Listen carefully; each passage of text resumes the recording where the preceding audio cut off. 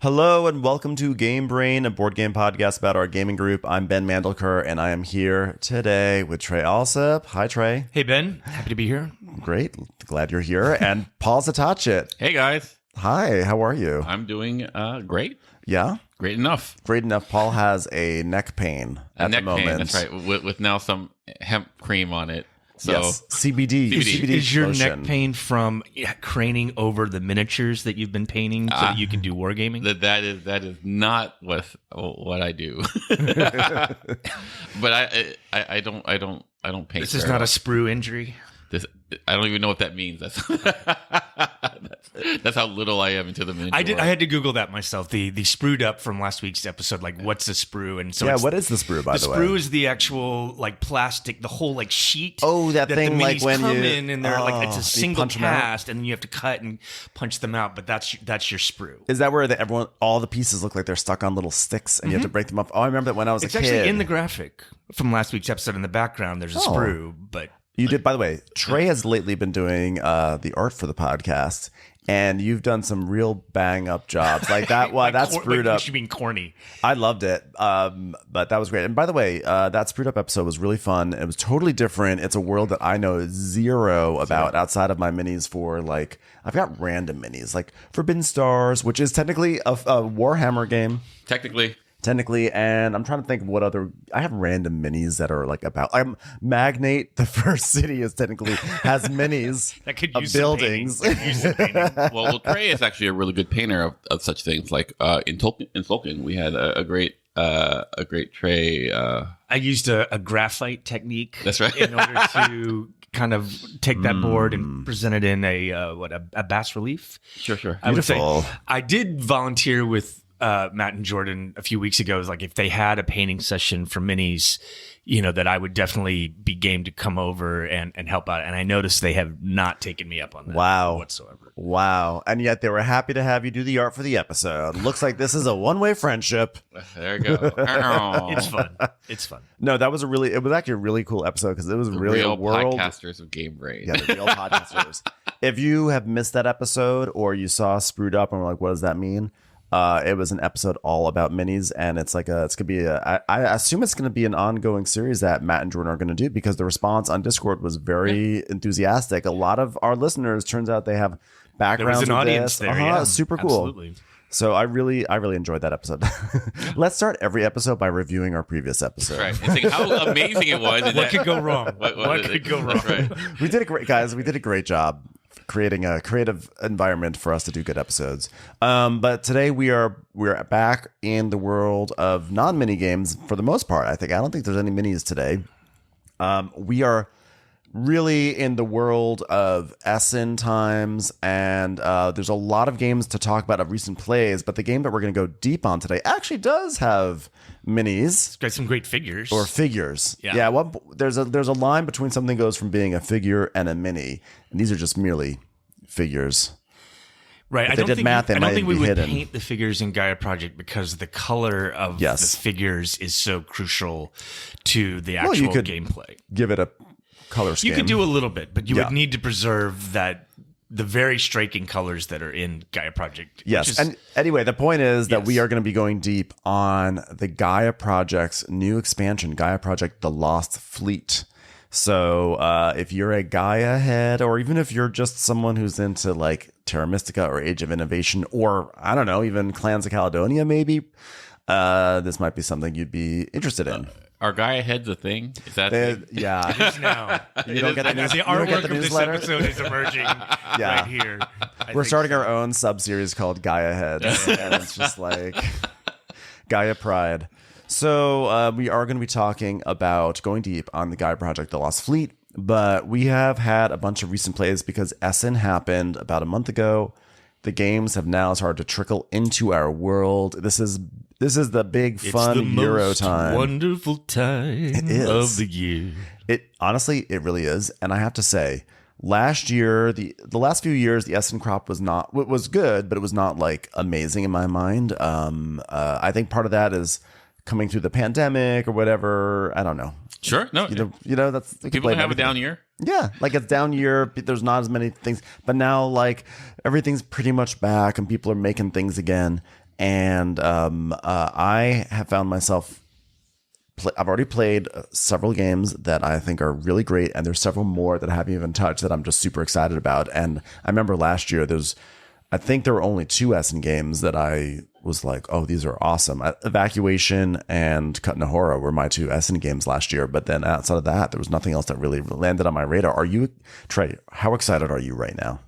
About the current class of Essen games, that it's Essen season, that board games are things that exist in our world, that like it's November. I like that these new games are filtering in, and that they are filtering through a lot of people who have had first experiences with them, so that I can kind of be steered towards stuff that I'm probably going to be interested in, and maybe away from stuff that I'm not. So I'm kind of like, I'm not an early adapter, but I want to be like second wave adapter, and so that's where kind of SETI and Black Forest, is that a new Shackleton Base are kind of flowing in. I always kind of viewed you as an early adopter, as a designer and stuff like that. Like, is that a new thing where you feel like you shifted into like a more second wave? I don't think that's a big shift with me, actually. I mean, listen, I still consume a ton of games, sure, but I think that there is almost more of like a review class of gamers who like playing new games, consuming new games. Is I think almost like their primary source of fun. Like learning new games is the fun part of new games. A lot of times, I think I'm still looking for separating the wheat from the chaff in a way that fits your aesthetic. Right. Yeah. Yeah. No. Cool. I'm looking for a game that I want to play a lot. Yeah, and I think that's what we have here today. I'm about to say, and I think, by the way, let's dive into our recent plays. I'm pretty sure you found some wheat. Did you not? In your chaff. Trying to remember. The wheat's the good part, right? I think the wheat is the good part. I think you found some gluten allergies. Maybe you found some chaff. But last week SoCal Games Day. It was a hot, loud day, and I almost pulled the ripcord because I was really uncomfortable. But you and Mike Nikoloff convinced me to stick around for the teach of SETI. SETI, the main event is SETI. So let me SETI the scene. It was SoCal Games Day, which took place in beautiful Burbank, California, a week ago, in a room that was loud and hot. I had never been At first. Yes.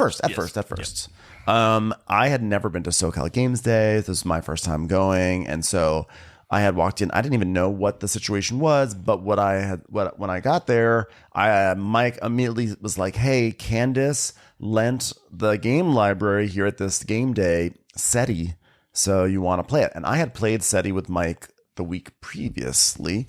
And so I was really excited to get a second play in, because SETI was probably like the number one game I was most excited to play to come out of Essen. SETI, by the way, designed by Tomas Holek, and he actually had 3 games debut at Essen. He's like a brand new designer, had 3 games. But he's got a catalog he's kind of coming in with, or? I guess so. One was called Galileo Galilei, I think. The other one's called Tea Garden, and I was like, ugh, why didn't he call it Tea Set? Because then he could have had SETI and Tea Set. Like, come on. How much, like, where are people's heads at these days? It's different in German. Yeah. In German, it's called Now is the Time for Teegarten. That's right. There we go. You're still referencing like early 90s Saturday Night Live skits. No, I'm actually referencing the Lufthansa flight I went on once, where I got on and the flight attendant was like, "Now is the time for safety lesson." And I was like, "Oh my God, okay." I can't look at my magazine or anything because she's going to yell at me. I thought you were referencing Sprocket. No, yes, it's yes, and all of the above, and Hans and Franz. Anyway. So we set up and everything for SETI, and it was hot, and it was loud, and you had this moment where you were like, "Ben, I'm gonna leave." Well, we were putting the game out, and it certainly looked like a lot. Yeah, which is true. Like Gaia Project Lost Fleet too. It's like, ooh, this is a lot. There's a lot visually to take in, and yes, I was hot.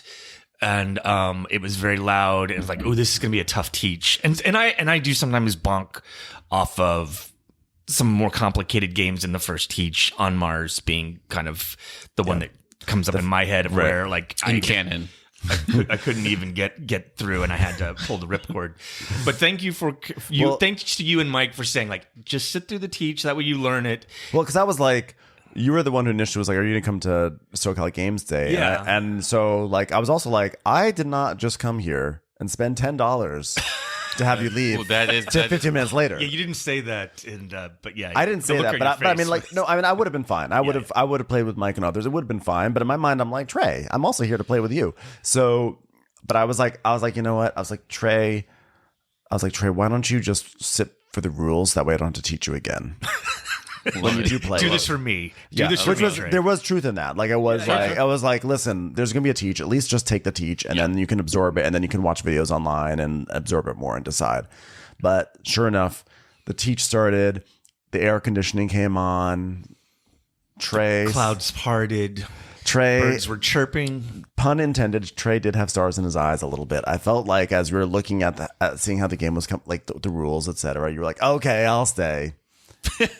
Are you glad that you stayed and played SETI? Absolutely, and I think this is maybe what you were getting at, Paul. With like, what's the thing you're like looking for? Yeah. It's like I'm kind of looking to fall in love. Oh, with very game romantic. This is a great episode, by the way. And it totally happened. I'm like, I was playing this game, and I'm like, this is really cool. Yeah. Like, there was a lot of stuff and I'm playing it, and I'm just kind of like delighted with the gameplay and the choices I'm making, and like, I kind of had an early lead or whatever, but I'm like appreciating these different things in the game, and I was definitely having the kind of like first experience. It was like the first time I played Agricola, and I was like, oh, I think this is a game that's really good, and I'm going to play this a bunch. Now, whether that actually turns out to be true, don't know, but I had an amazing first play. And so let's actually talk about what the game is. So SETI, Search for Extraterrestrial Intelligence. And in this game, we're not exactly explicitly like corporations or actors, but we are searching for extraterrestrial life. And we do this kind of in two different ways. We are either scanning the cosmos from our position kind of here at Earth with a few caveats on that, or we are sending out probes into the solar system where we will have a better vantage point in order to kind of scan and find traces of alien intelligence. And so as we kind of go out to Jupiter and other places, these various satellites and their moons, we can find traces of alien life, and a picture starts to emerge where in each game, we will ultimately, inevitably discover two different alien. Which, by the way, what a miracle that here we spend all this time looking for just one, and we find two. We find evidence of two. I think the way this works is that there's about like 7 different. 5. There's only 5? 5. Okay, yeah. At this point, there's only correct 5 alien races. We don't know which 2 we are going to get, and then so when you discover a new kind of alien, the board flips, the alien is revealed, and then a whole new like set of rules comes into playing the game, and the game has a very interesting pivot at that point of like we go from some kind of fairly standard, not standard, but like we're playing our game to discover things, but then depending on the alien we find, we need to pivot and react to what's now available to us. And it will involve different mechanisms. Yeah, the alien's going to give you new opportunities, and it all leads to like good scoring opportunities, etc. And I think kind of like the two big shticks of this game is that there is this kind of like mid to early game alien reveal, like, oh my god, this is an alien, and here's another alien, and both interacting with both these aliens is going to have a different effect. But then there's also I think the big thing is that the board rotates, and it's a depiction of the solar system. Yeah.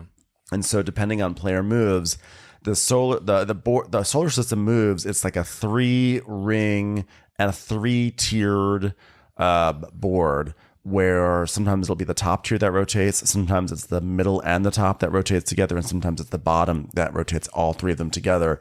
And the rotation of the board is going to impact your various probes. As your probes are sort of traveling along in space, it's going to impact like their ability to get to maybe Jupiter or to Uranus or things like that.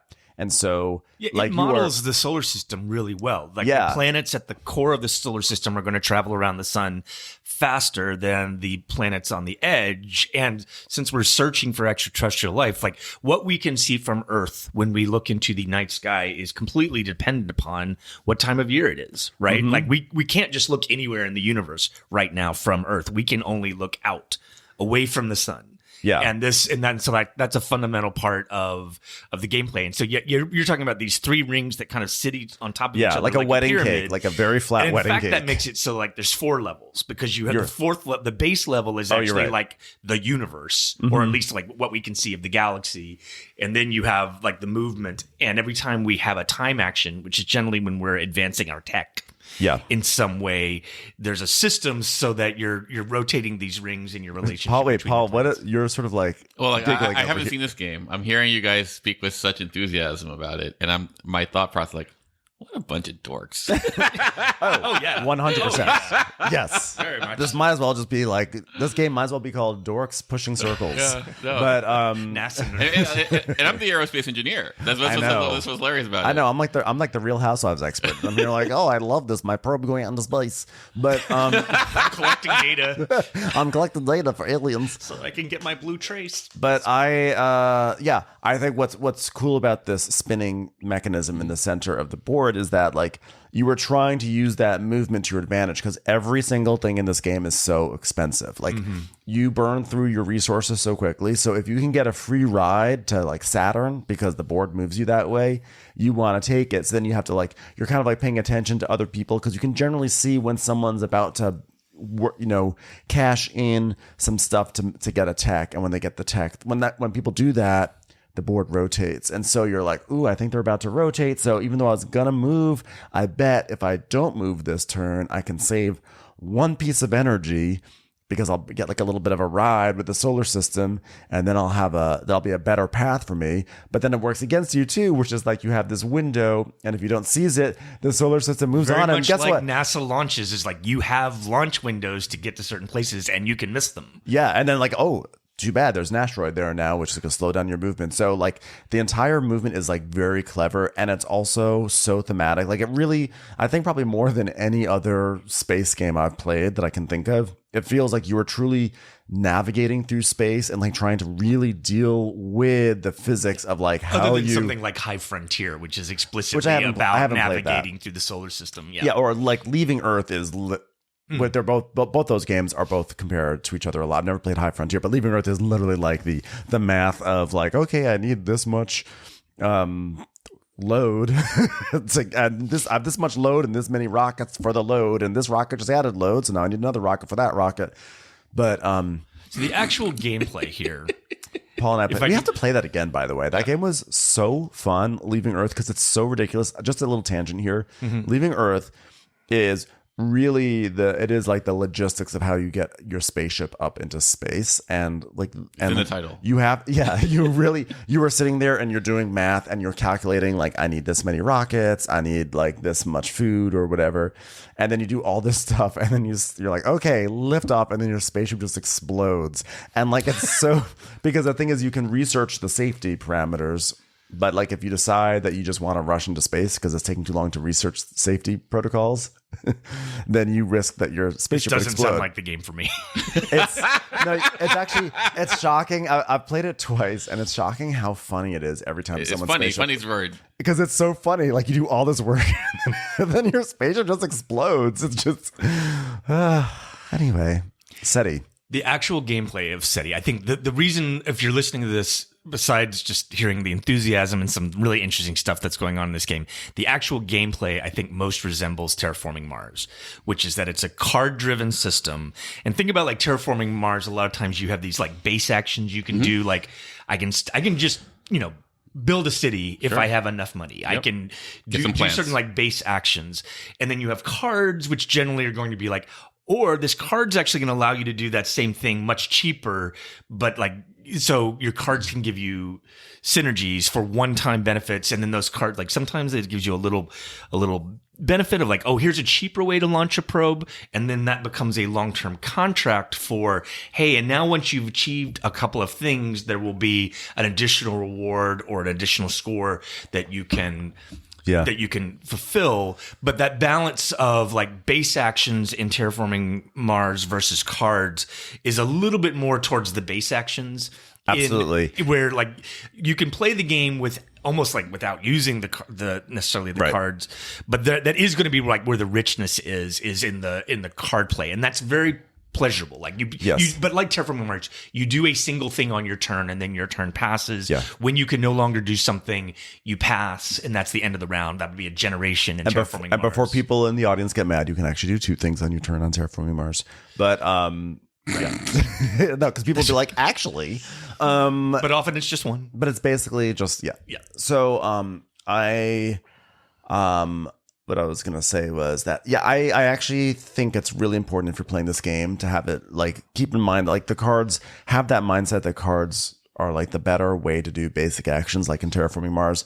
The first time I played it, I did not have that mindset, and I was like, I thought the basic actions were like the things you do, and the cards would give you bonuses. And I had a really hard time the first time I played it. I deeply enjoyed it the first time. I was like, oh, this game is so good. I love it. I think this game is probably one of the best of the year for sure. But the first time I played it, even though the actions in the game are not hard, it's like you either move your probe, you're just moving on a board, like, oh, I'm going to move 3 spots, beep, beep, beep. And I'm going to say, hey, I'm going to send this probe to a planet, or I'm going to send it to orbit. I'm going to do one of those 2 things. That's not a hard concept. The other thing is I'm going to scan the stars, which means I'm going to put a piece of plastic on the board over there, or I'm going to put a piece of plastic on the board over there. But for some reason, these very simple systems, the way they mix and mingle with the card play and the iconography, that first game, for whatever reason, I was like, wait, what? I could not, like, part of me also thinks that like, I don't know, like somehow the rules did not like penetrate my brain the way they were supposed to penetrate. And when that happens, then you get kind of tripped There is up. a rules load on the but game. It's one of those games where you look back and go, but why is this so hard to digest? You really are just moving this here. You're going to spend this to get a tech. You're going to look at the stars there. You might like, quote unquote, analyze your data. It's not that hard. And yet there's a lot to take in. There's a lot to take in. And some of those decisions you make about like where you send your probe can really impact your strategy. For example, in the game we played, you built a very strong engine early to on. no effect. Well, but that's something I would do is like build a really strong engine that never actually converts into points. Yes. Whereas I was kind of point chasing early on, and this game, like maybe the best game I've ever seen for like rewarding you for early points. Like there were plenty of benefits that the game gives you just for scoring points in the game, so that it isn't simply that basic, like how long, a lot of games is like I build my engine and when do I start converting stuff into points. Here it's like the points can actually give you a lot of benefits, and I did run out of energy. I did kind of like my engine failed me at the end. I didn't have enough engine, but there still was like, oh, this was interesting. I'm getting to certain milestones earlier, so I'm scoring. I'm qualifying for certain endgame scoring early. That was really interesting. It was an interesting balance. My engine was great because the first game I had no engine, and I burned through all my resources, and I was poor, and I couldn't do anything. So it's like this time I was like, you know what? This time I'm going to take the actions that will build me an engine. And I did that my entire first round. And I had this beautiful engine. Everyone on the table was like, wow, Ben, your engine's amazing. And then the second round, I just started like, okay, I've got an engine. I can do things. But no, I actually should have developed that engine a little bit more. Although my engine brought me a huge amount of points at the end of the game. There was a reason. There was a method to the madness. But I just sort of sputtered out. And then next thing I know, Mike Nikoloff had it as good of an engine as me. And then I didn't feel special with my engine anymore.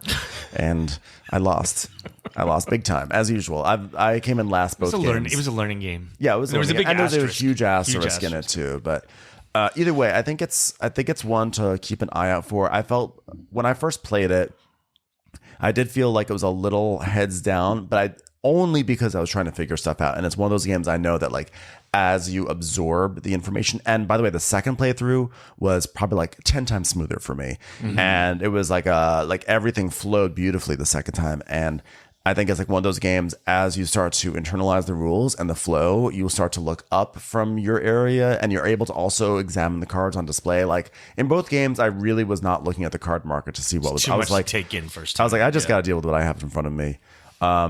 It's funny though, because the first game, when it was done, I was like, this game is so good. This is such a good game. I really like this game. And I was like, yeah, I think everyone I think this is going to be a hit. And then I was thinking about like, well, people want to play this game. And then I started like almost negging it in my head. I was like, well, I can imagine so-and-so in the group saying, well, if you really think about it, it's just like you're just basically, all this work is just to put a piece on the board that gets you 5 points here, 7 points here. Oh, it's just That's a point great salad. Impression of me, by the way. I can just imagine from many people. And in my mind, I was imagining people say, well, there's not really any interaction. There's some interaction, but like the solar system, it spins in a way that you can't predict. So it doesn't really feel like interaction. And then there's these little area control things. And for some reason, I just started to like imagine people critiquing it. And then that made me actually like the game less. If that, it's like I took on their mental criticisms, my imagined criticisms, and then I was like, yeah, that's true. And I was like, yeah, maybe SETI's good, but maybe it's like only just good. But then when I played it again, I was like, what was I talking? Like, why did I send myself into this space? No pun intended. Like, what I literally, like, why did? First of all, you shouldn't. Who cares what anyone thinks about a game anyway? If you enjoy it, you enjoy it. Yeah. But like, I literally sent myself down a path where I started to like the game less because I was theoretically imagining how it was going to be received by our group. And then I was like, wait a second, no, this game is so good. And it made me so happy, Trey, that you were delighted by it. Like I saw the joy. Lot of pressure, Ben. No, it was great. I was like, no, but it's almost like, as much as I say, you don't have to worry about like what other people think. If you like a game, you like a game. But that being said, playing it the second time, I was like, this is so fun. And look, Trey likes it too. We both think it's fun. This game has amazing table presence. It's beautiful. It looks great, and like the solar system thing is a big part. And it also does the thing that's almost like a Carl Chuduk design, which is that much better even than Terraforming Mars. The cards have multi-function.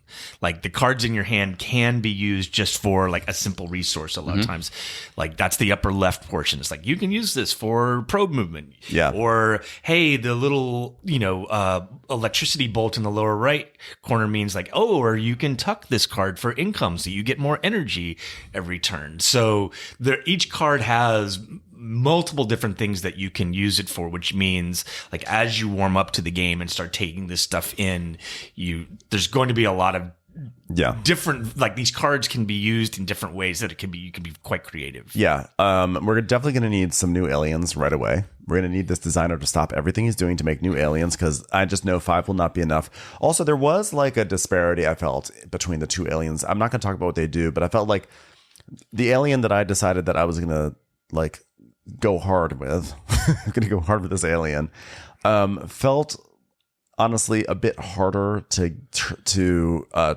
get the points out of, but that's just a reaction, and I'm sure there's a counter argument. Whereas the one that you guys were going for, which was the first one revealed, yeah, you guys just kept on going there, and you'd be like, oh, I just got 25 points, and mine was like, okay, I spent many actions and I got 4 points out of it. So like it felt a little imbalanced that way, but I think that like you could probably make an argument that like, yes, this one is smaller, but you get X, Y, and Z out of it too. But like, it definitely felt, whether or not it was true or not, like I invested in the worst alien. You invested in E.T., I invested in Elf. Fair. That's fair. There was so much going on. I will not stand for this Alf bashing. This is not okay. I apologize. When the second alien was flipped in the game, I felt like there was so much stuff I was already absorbing and struggling with that I just did not even listen to it. Like I did not engage with the second alien at all. I couldn't. Yeah. So that was part of why I was just like, I think I understand what's going on with the first alien. Let me just keep doing that. Yeah. And I also had a goal to also interact with that alien a lot. So I was like, I gotta interact with him. But anyway, let's put a pin in that one, because I'm sure we are going to do a proper review of it at some point. I pre-ordered mine like a month ago, just waiting for it to come. But like, you got that too, right, Trey? Yeah. I want it on my shelf. Yeah. I think so. You fell in love. Look at that. It's so cute. A good one. It's so cute. I think it's one that people will be playing. I don't know if it's as accessible as Terraforming Mars, because there's it's tricky, but I think it's a really good I mean, one. that would be a big prediction. It's like this would be a game that has the kind of success that Terraforming Mars has. It Yeah, I doesn't don't- have to reach that level. It's No. its own thing. It's its own thing. quite And it's distinct really from that. it's Like, more Arcanova has more in common with Terraforming Mars than this does. yes. A game that I was really excited to get to the table also is a return to. Well, just a return to publishing a new game. But designers Nuno Bizarro Santiago and Paulo Soledad, who did Nippon and Madeira and Panamax, Asian Tigers, A Story of Prosperity.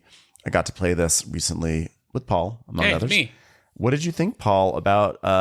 tell everyone what this game is, and this is another Essen release, very hyped, and initial impressions. So the game is about building up the 4 Asian tigers, those being South Korea, Hong Kong, Taiwan, and Singapore. Like building up their Post-war. yeah. In the 1960s, there's a real thing called Asian Tigers. And so there were no crouching tigers, or hidden dragons. Yeah. But we're just doing these guys. And ultimately, it's an area control game where you put your, I guess are they investors? Are they workers? Just workers. Just I guess workers. Yeah, and you're building up their infrastructure. So it's area control with a little, what would you call the center, like that foreign market? Would that be? Yeah, there's like you're basically through the area control, you're acquiring various goods that you and then you sell can sell them. for points. So but the crux of the game is in the amount of workers you put into the 4 tigers, and there'll be end game points that you can choose or not choose to activate. Basically, by going to the foreign market, you be able to tailor the amount of end game scoring you get by by using their flags effectively. I think it's a really good game in the sense that it has some things that are very innovative to me, or I haven't seen them. Like what? The first, let me tell you, Ben. Well, I'm just, because sometimes people will just say that and then move on to another topic. So I just want to make sure that and so we get all the Paul that we can. Paul, which is too much and not enough at the same time. Never too much. So basically, what you do is you grab 10 workers and you kind of randomly put them out like on your board, like in a certain sequence, and they alternate between black, white, and gray, and they'll come out randomly. And basically, you have no choice. You have to use these workers in this sequence on the board. The issue is, there are spaces on the board. Each tiger has 3 columns, and if there is a worker of a color in a column, it must be that color. So ultimately, First placement determines The color, Yeah. and in 3 players, some of them are already decided because the game sets up like a 4th player and a dummy. Exactly. Yeah. I think that's the game starts with some meeples seated in areas. And I think that's regardless of player count. Okay. Well, Yeah. Okay. Anyway, so what you wind up having is like the desire to do certain things that you can't do for X amount of turns because you don't have the right color. Yeah. And the other thing is like everyone can see what you can do. Yes. So they know that they have a lot more time to do this action because you can't do it for a while. And so there's this beautiful above board interactivity about like, oh, let me look with you. Oh, well, I'm just going to, I'm just going to wait here. I can do all these other things because your white worker isn't happening for another 5 rounds. Right. So you can't build. A lot of times what happens is you're like, oh, I want to build a power plant in South Korea in region A. But Paul just put a white meeple there.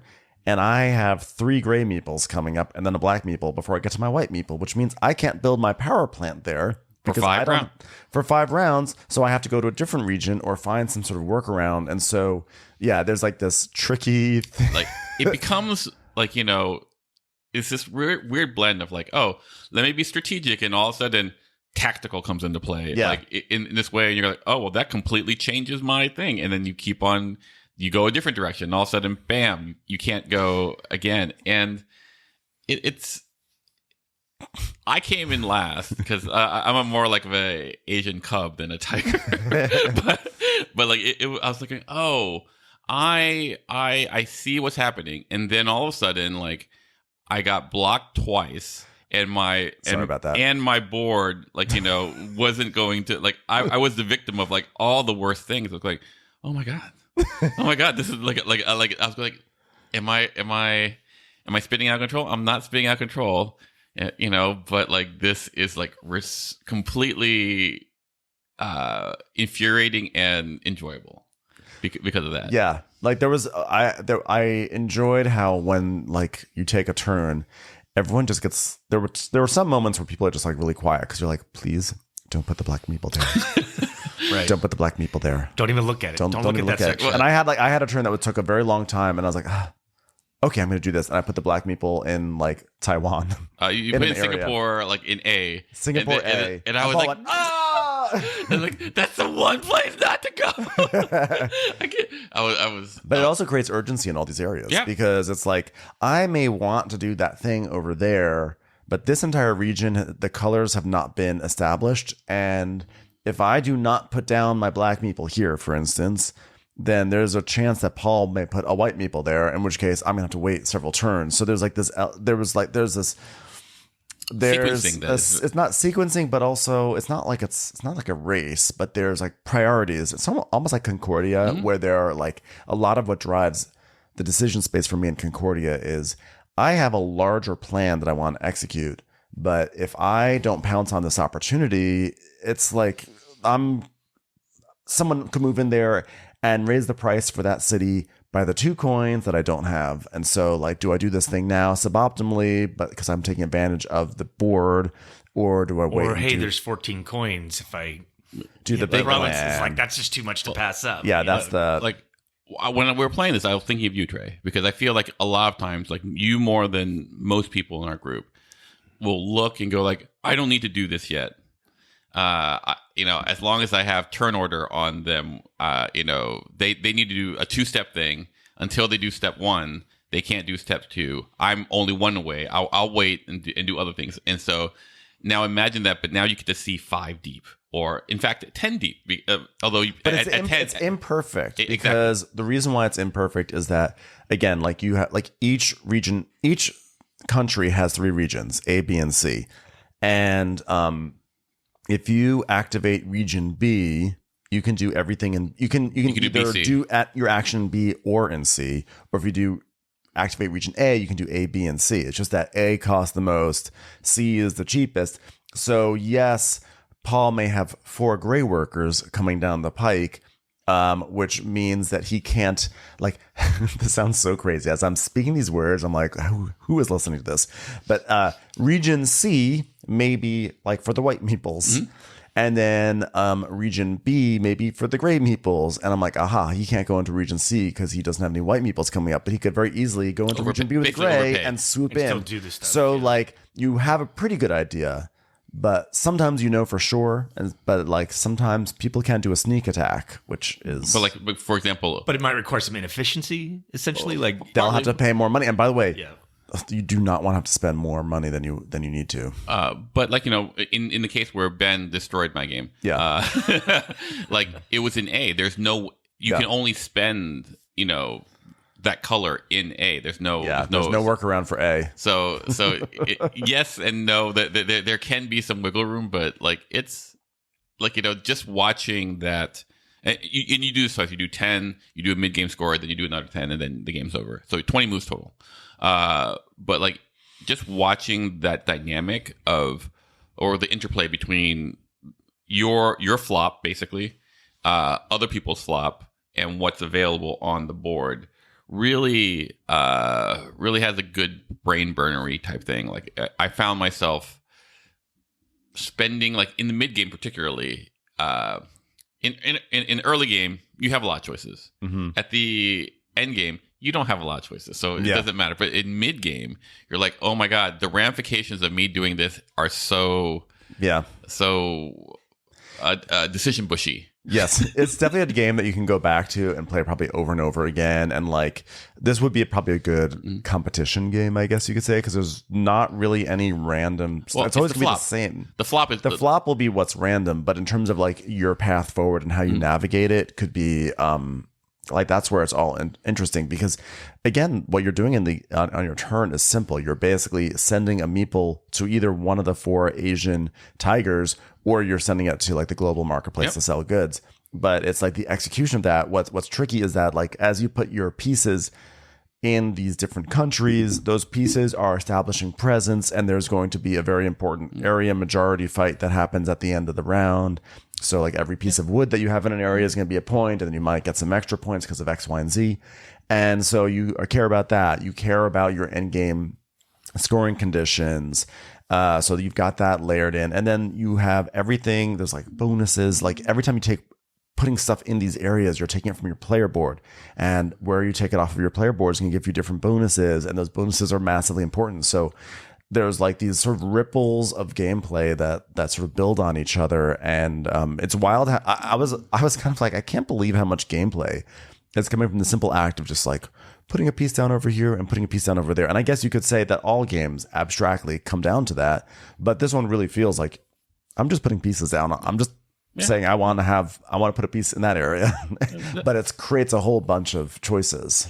What's the end result? I'm very curious about this game, but is it the type of thing where you get to the end of the game and you say, well, you look and you say, well, in this game, like South Korea emerged just kind of like dominant, or it's not like in this game Taiwan. The theme is like the when you talk about paste it on theme, like that's what this is. This game, you look at it, it looks like. It's like an Excel spreadsheet.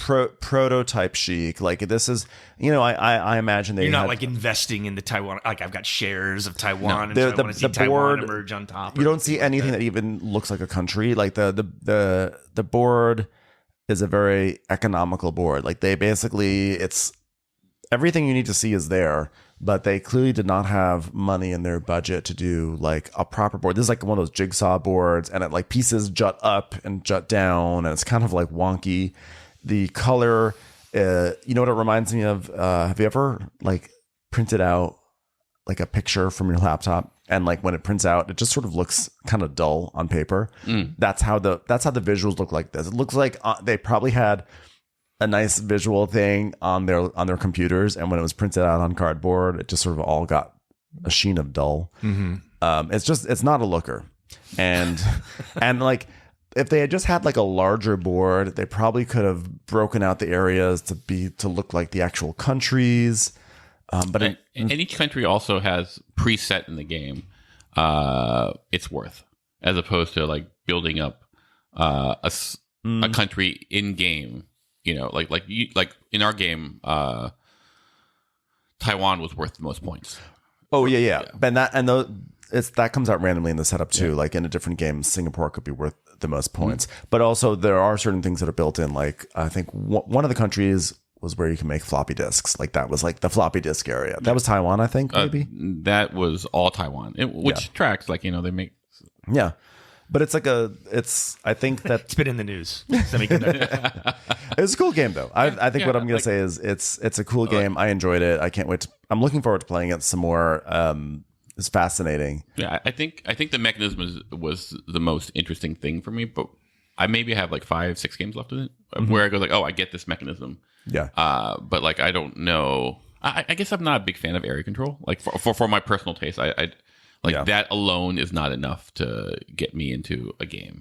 I'm into area majority more than area control.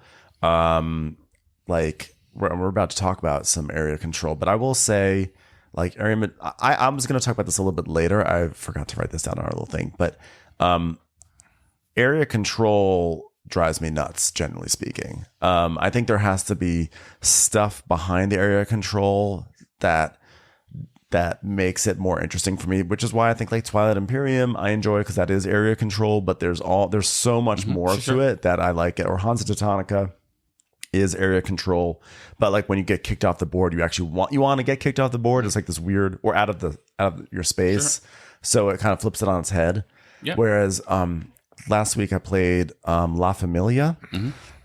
This was a game that I think Jordan really wanted to play this one, and I was like, you know what, this game looks cool. It's like Mafia, and it's big and colorful.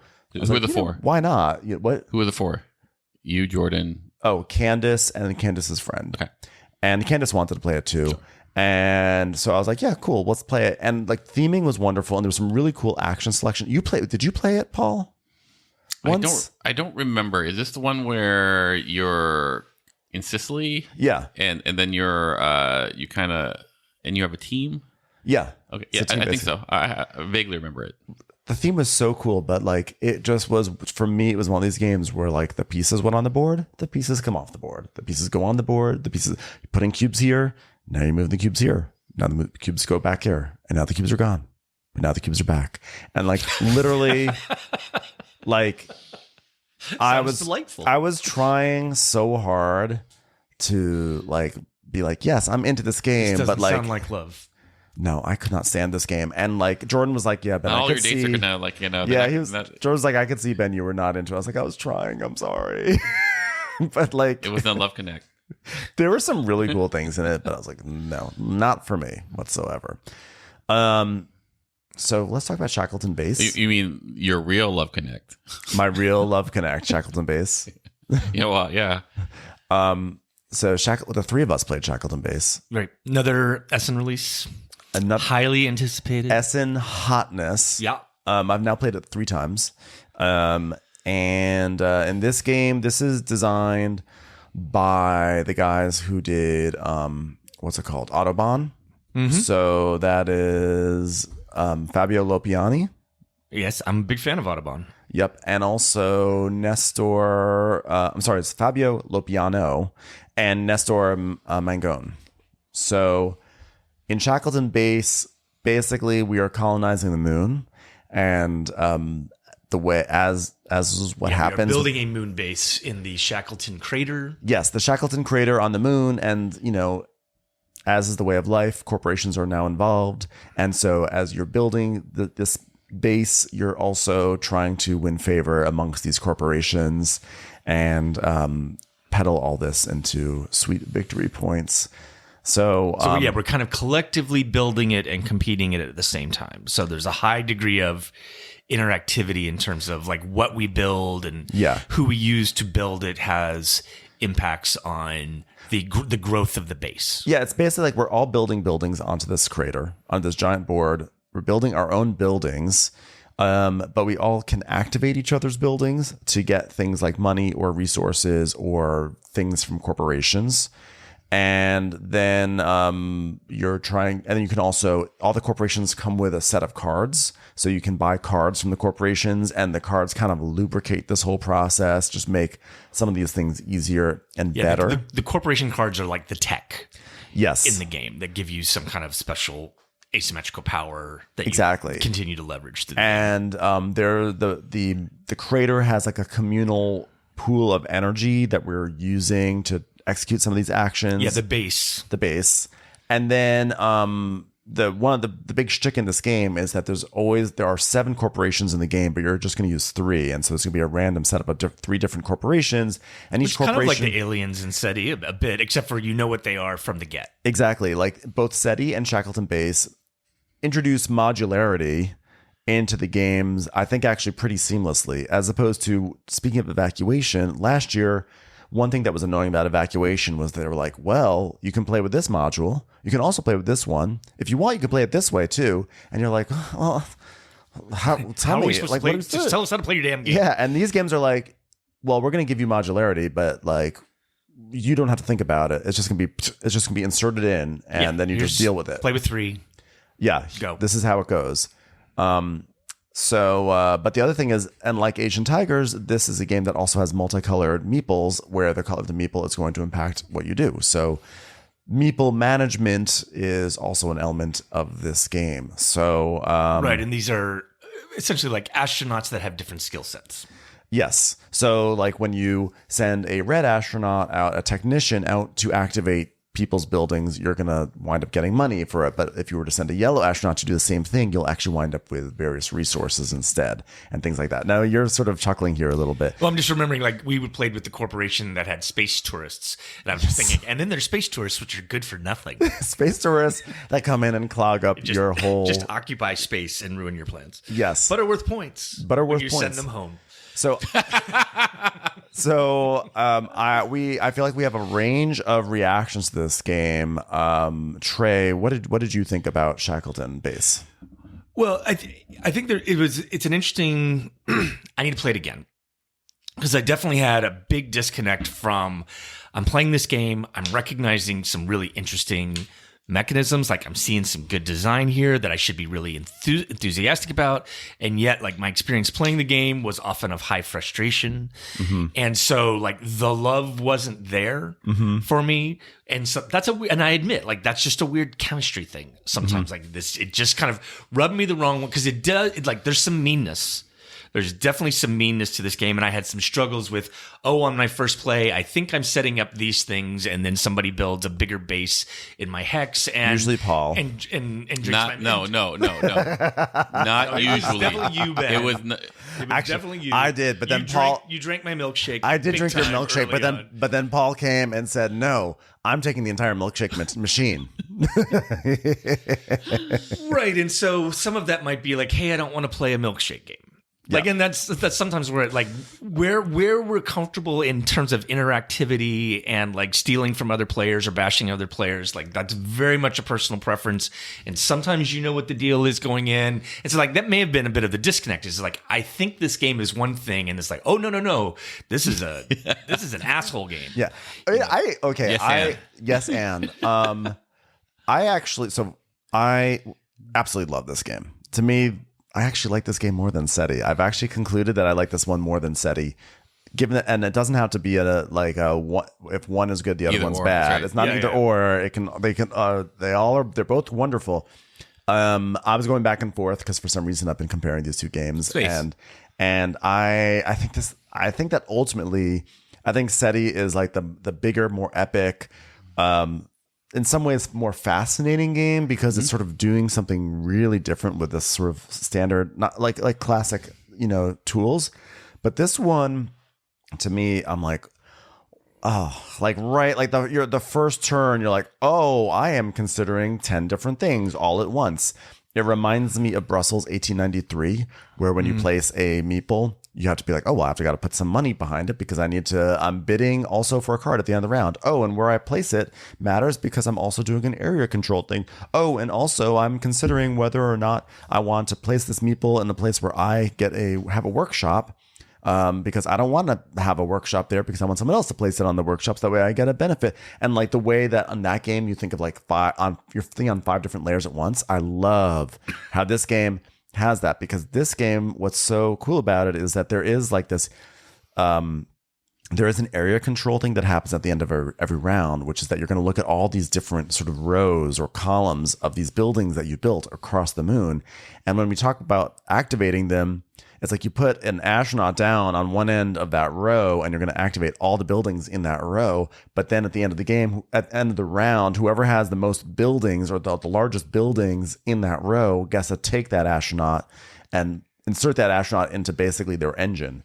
And that situation is, I think that is, it's amazing. It's like area control, but like the players get to decide which areas are being controlled. Yeah. Because you don't, it's on a hex board, so you don't exactly know which things are going to, so that's cool. Yeah. Because then it's like, if you like, okay, if I want to activate buildings where my buildings, because it's cheaper for me to activate my own buildings, but then that might invite someone else. Now put a meeple down. That's going to invite someone else to put down their buildings there and steal that round meeple, round one. Yeah. So I think that's like, to me, it didn't read as mean as more as cutthroat, which I think there's a difference between cutthroat and mean. I think mean is more like, I'm going to knock over your sandcastle. Cutthroat is more like, I built my sandcastle in a better place. Like you were going to build your sandcastle there. I built mine in a better place. Yeah, and I recognize this might have just been first game problems where I had an expectation that was like looking back on it, I'm like, oh, I did some things where like I really set myself up to be taken advantage of. And like, I'm sorry. You know, I hear what you say. You're like, that is so hilarious and funny and so true. Like, you go into a situation, you go like, oh, I think it's one thing, and it's that gun to knife fight, right? Gun to knife fight is actually good. You would never think I it's think a I knife. was just like, I'm doing very engineering things. I'm like, oh, here I'm placing this astronaut. I clearly control this row. I'm going to place him. I'm going to get these things. Then he's going to come back to me at the end of the round. And so, like, when Ben's placement near the end of the round is like, now I'm putting this 2 thing here, and I'm like, oh, I now lost both of those things. I was really counting on them. My whole plan was your whole engine was deeply flawed, and it's just like, okay, this isn't the game I kind of I thought it was, and I should play. And I think the Brussels comparison is good, where I think first time I played that, I didn't grok how much of kind of like a area struggle that is, but like now I kind of get it, and I'm playing with other players, and I'm like, oh, you don't understand what's about to happen. Yeah, we had I'm about to do to you here. And we had a very vicious Brussels game a few months ago, if you remember, which was right. amazing. So it really is just like, I know what that game is now. Maybe I know what Shackleton is, but my first game was kind of like a study in frustration. Yeah, you seemed like, I felt bad because at one point you were like there was something where like, oh no, you can't do that just yet. And you're like, okay, that's very Trismegistus. Like I was like, oh no. I was like, oh no, he invoked Trismegistus. The word was said. Why did I think it was just... There was something that happened that I was like, oh no. There's a lot of sequencing that we had to do before or something. Like, it might have been... Right, and sometimes it felt a little disconnected from an actual mechanism. I think it was like, you need from an actual theme. Oh, in order to build that, you need a solar panel. You don't have a rare earth. I'm happy about that. To put... Oh yeah, the solar panel. The solar panel. If you were so mad. Like that. I didn't like I that. love the solar panel thing, because this is the sort of game where like you might need energy to acquire a card, and so you have to build a solar panel that you put into a communal pool in order to get that energy, and then that solar panel is available for everyone else to take, and so you're creating a big opportunity for someone else. And I don't think you had realized that rule, and you were very unhappy about making a solar panel for one of us. Yes. Well, there was a lot of, hey, if you do this thing, someone else is just going to benefit from it. Yeah. And like sometimes that feels cool, but other times those are handcuffs. Yeah. We're like, I need this thing, so I need to build it. It's like, oh yeah, you built that solar panel, but I'm taking it. What can I say about to kind of throw your own words back at you? A lot of times it felt like astronauts go on the board, astronauts come off the board. And they were coming off onto your board and not onto my board. And perhaps, but the process of taking those astronauts, I feel like, is more interesting than like a cubes come on, cubes come off. Wait, Paul, what did you think of your first? I think I played it 3 times as well. I think I had the first 2 times we played with like the basic corporations, and I go like, oh, this is fun but limited.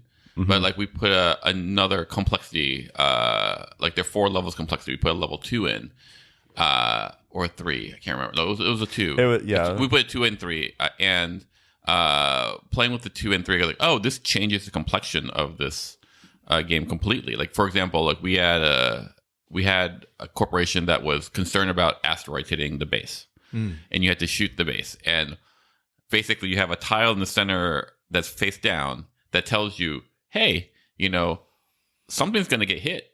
It might be Ben's. It might be, I don't know which hex is going to get hit, but like you have to like do the first project first to see which flips over and which one it is. And then if you complete the second project, you'll be able, you have deflected the asteroid. Anyway, like we didn't finish the 3rd game, but like we flipped it over and it was like everything was mine. Like I had immense board presence round 1. Like it was like a really amazing deploy. Yeah. Ben was like, going like, ooh, I want to play this Skywatch. And then when we finally flipped it over, just for giggles, we're like, oh, Ben goes, oh, I'm not in here at all. I was like, fuck the Skywatch. I'm not going to help Paul. Like, let the asteroid hit Paul's buildings. Yeah. So like, and there's a huge loss of like, there's a coefficient that, if you haven't helped Skywatch, times all the domes that you have. That's how many negative points you had. And it was just one of those things where you're like, oh my God, this would have changed the game. Like The game, like I had my big one, my 6th thing out round 1. your headquarters. Yeah. Yeah, which is the thing in that game. Yeah. It's kind of like going to your what is it, SI or what, your Strategic Institute or whatever. Yeah, your planetary Gaia is institute. like that's a path. Yeah. Like building your 6 in turn 1 is a path. And I got it out, and I was like, oh, like these I'm gonna get all these. I'm gonna get all these. Like, area control is I'm not gonna worry about it for a while. You flip it over, and you're like, oh, Guess what? All these buildings are now a liability for you for the end of the game. God. Yeah. And I was so far back on the Skywatch that like I would have to have hit it a lot in order to try to reduce the coefficient. So Yeah, it was. So you were just screwed. I basically. could have been, but like it plays.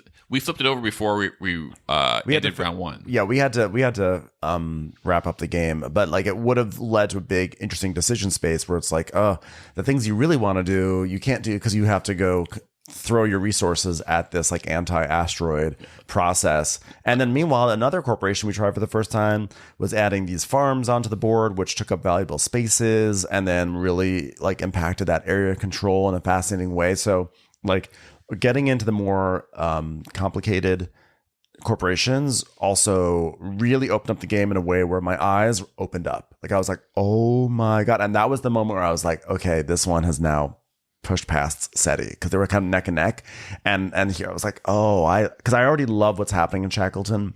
I love the combination of this like engine building and area control and meeple management. All that stuff I think is so cool, and working with these corporations, the variability, but like I would absolutely tell people to try this. Yeah, and like it might be your bag.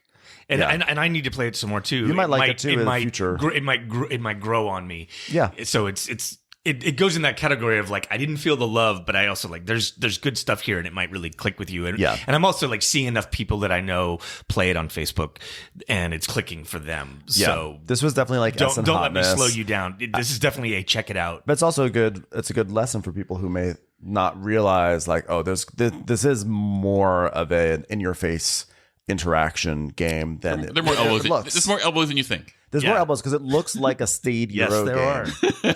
It's interesting because like SETI is this big lavish production that does have interaction like we talked about, but it's not, I don't feel like it's incredibly in your face. There's like a little area majority thing, but it's not really like There's lots of little competitions, especially when it comes to the scans of sectors and races and things like that. Yeah.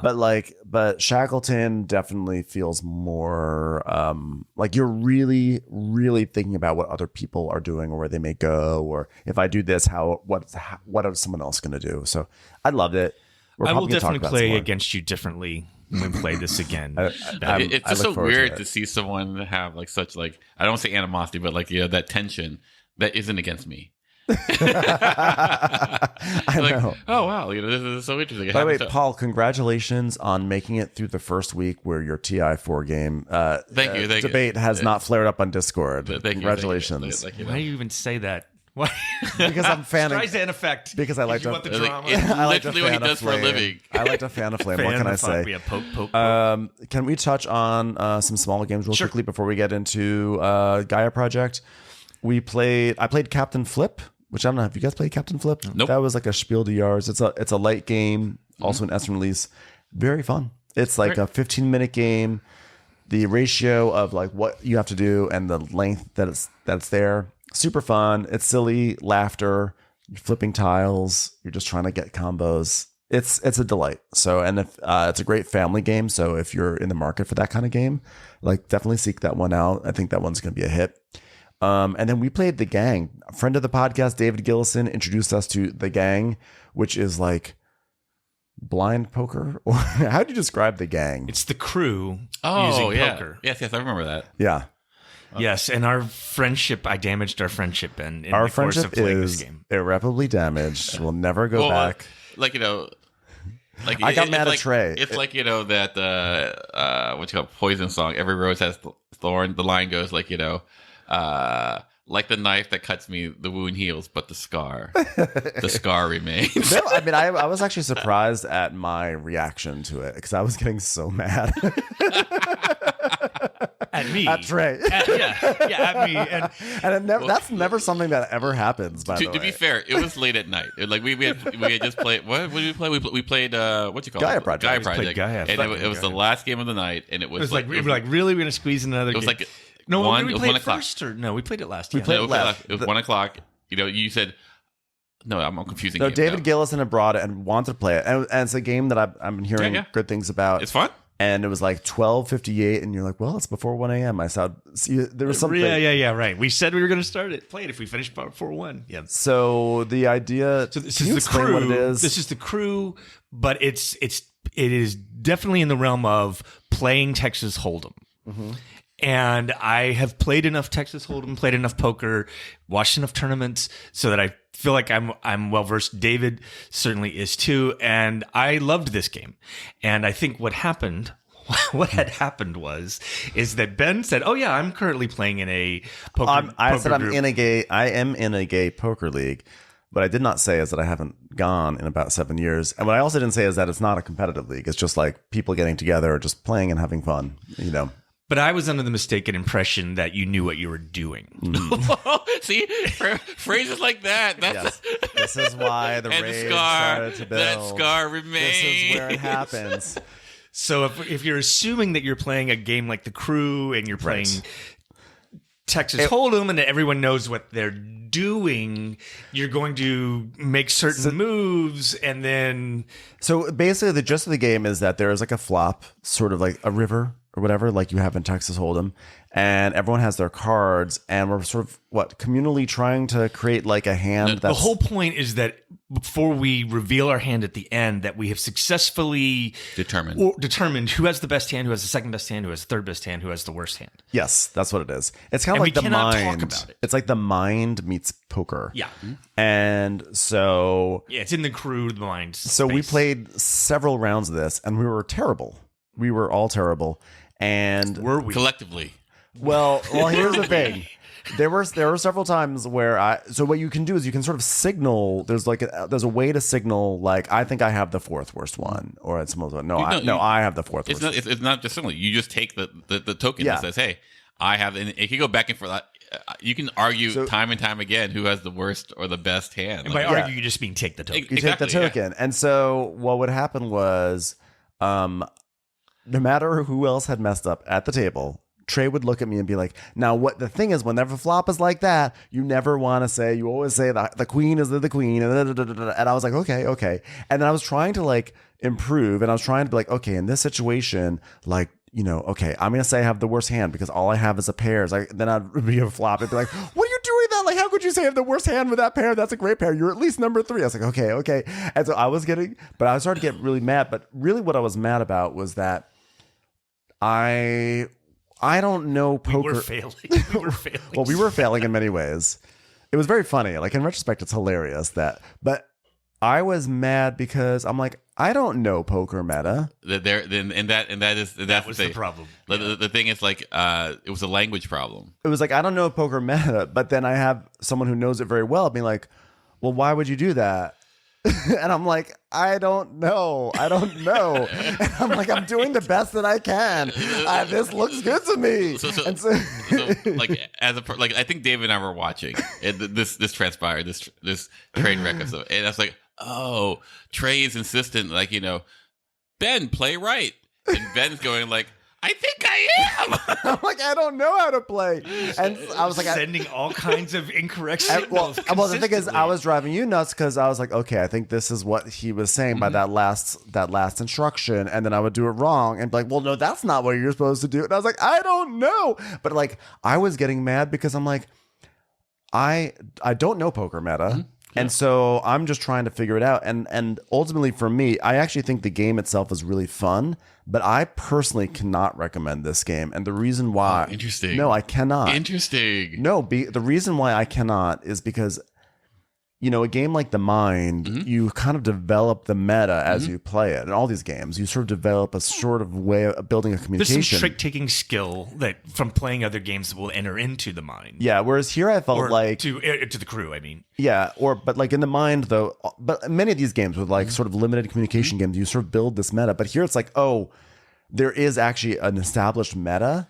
And if you don't know it, Well, then like good luck. And I felt like I was like I don't know this as cool as this game was. I kind of felt bad that I was like the one dragging everyone down because I didn't know the established meta. let me like. And I'm like, I can't recommend a game that's gonna make me feel bad. So like with Trey. with Trey because I knew the situation by the first hand I go like, oh, Ben is not as versed as like he purports.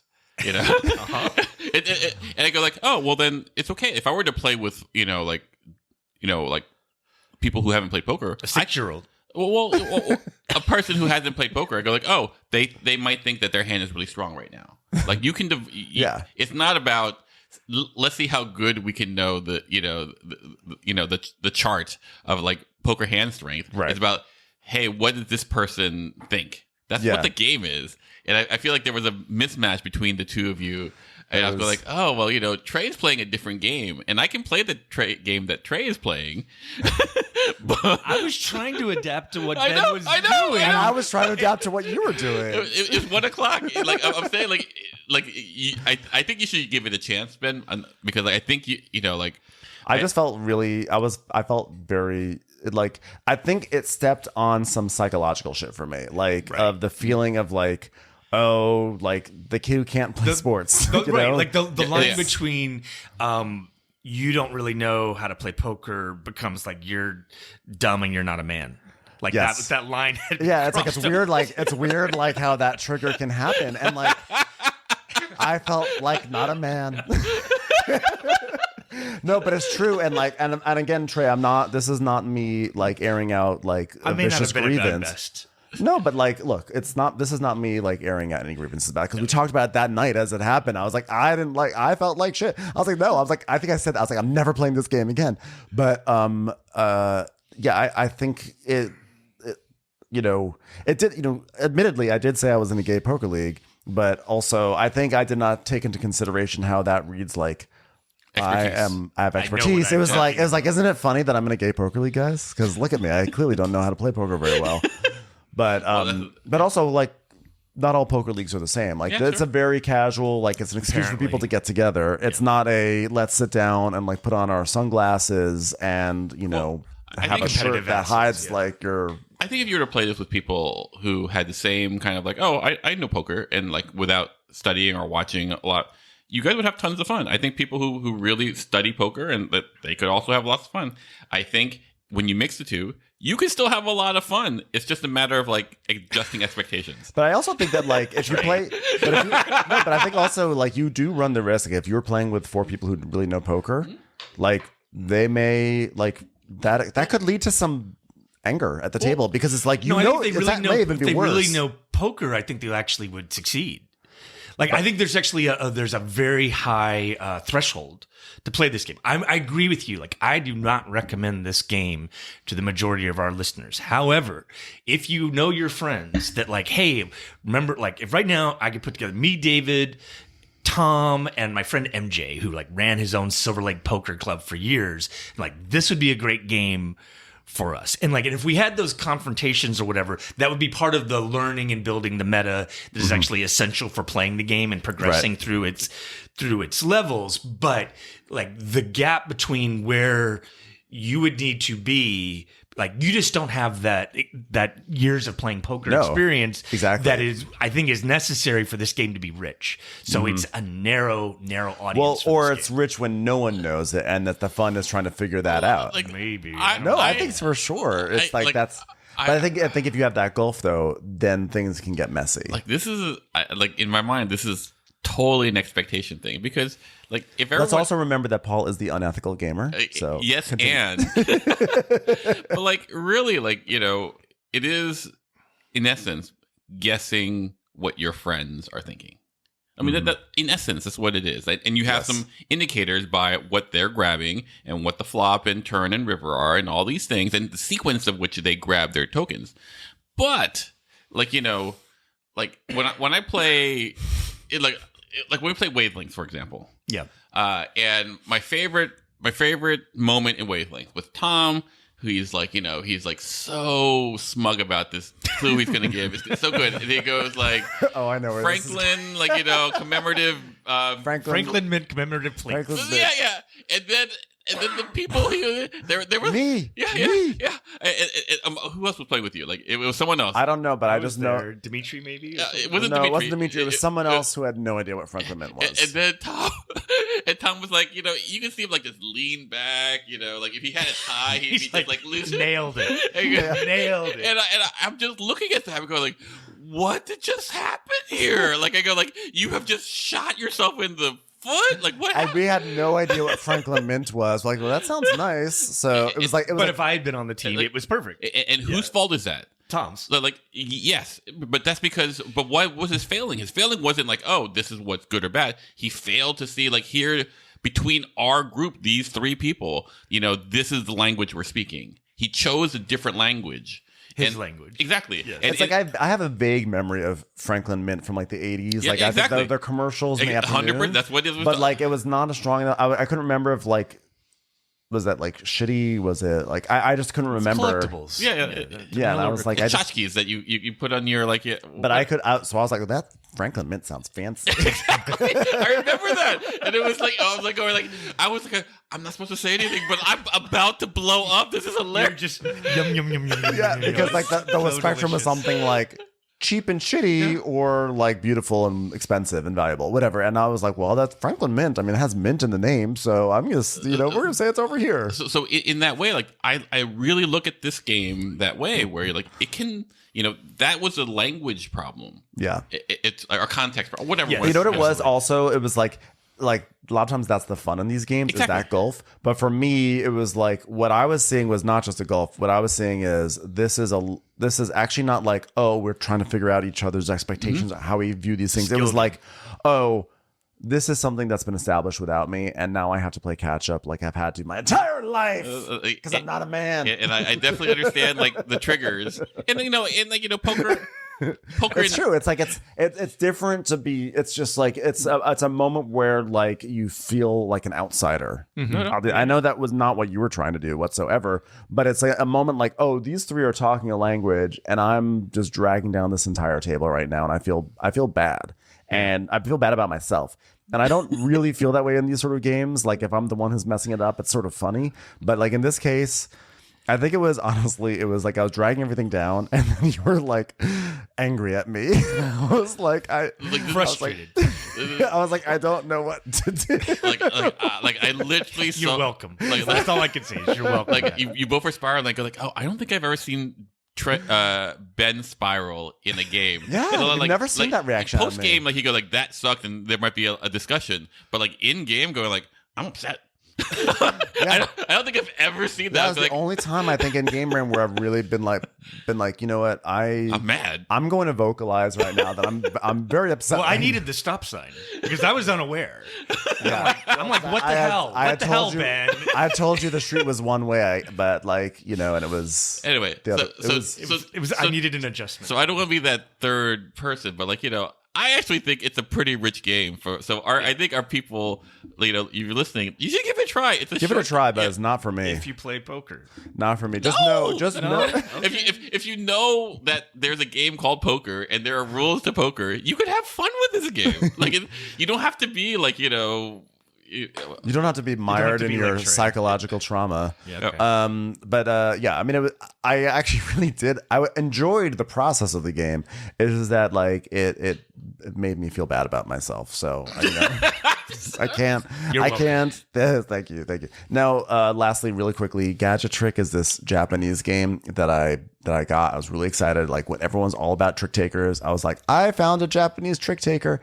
And Paul, you and I played it with friend of the podcast, Matt Corluca, and I feel like we had so much fun playing it. Yeah, no. And I have to tell you, every time I try to introduce it to a group, I feel like it falls so flat.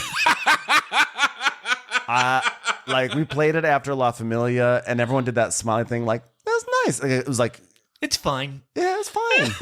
It was nice. Like no one was like, let's play it again. I was like, that it flopped there. We played it after Twilight Imperium that time. Flopped again. So this is what's so funny, guys. So we played Ben and Matt, and Ben was so enamored with this game that he remade the cards. It was so. The game was so fun But I actually, because it was like imported and I had to like insert like English language things on the cards that someone had made on BGG. And I was like, this game is so fun. I'm going to make my own version of the English that looks better than this. It's clearer. And I made it like I spent hours making this game look nicer.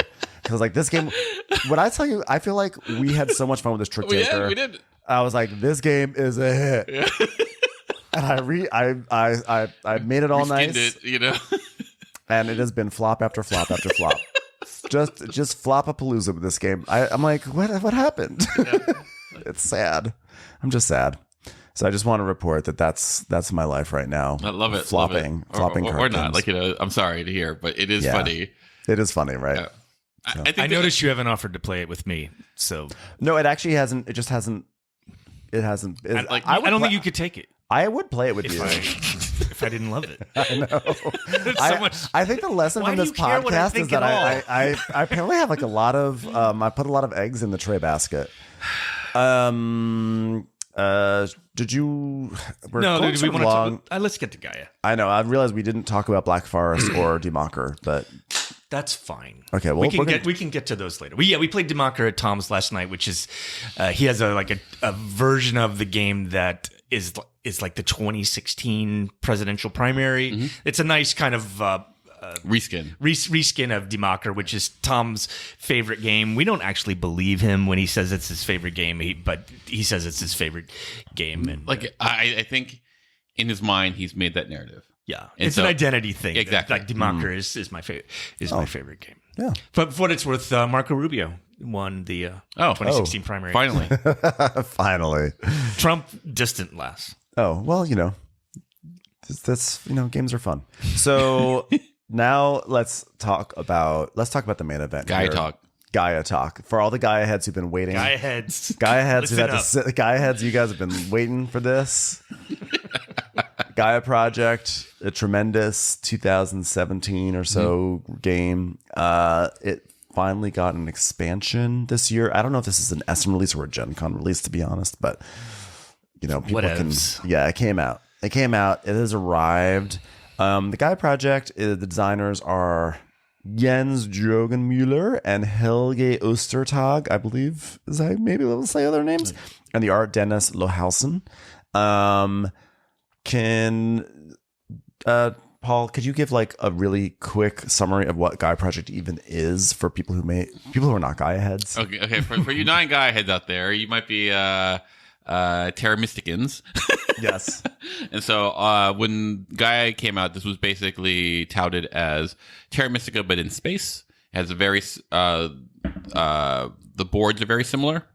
So like the races, but modular. Yeah, but the characters have the same kind of tech tree. Like you build little houses and then it goes anyway. Core gameplay. Yeah, same. The difference was that instead of a fixed map, you had a modular map that you created.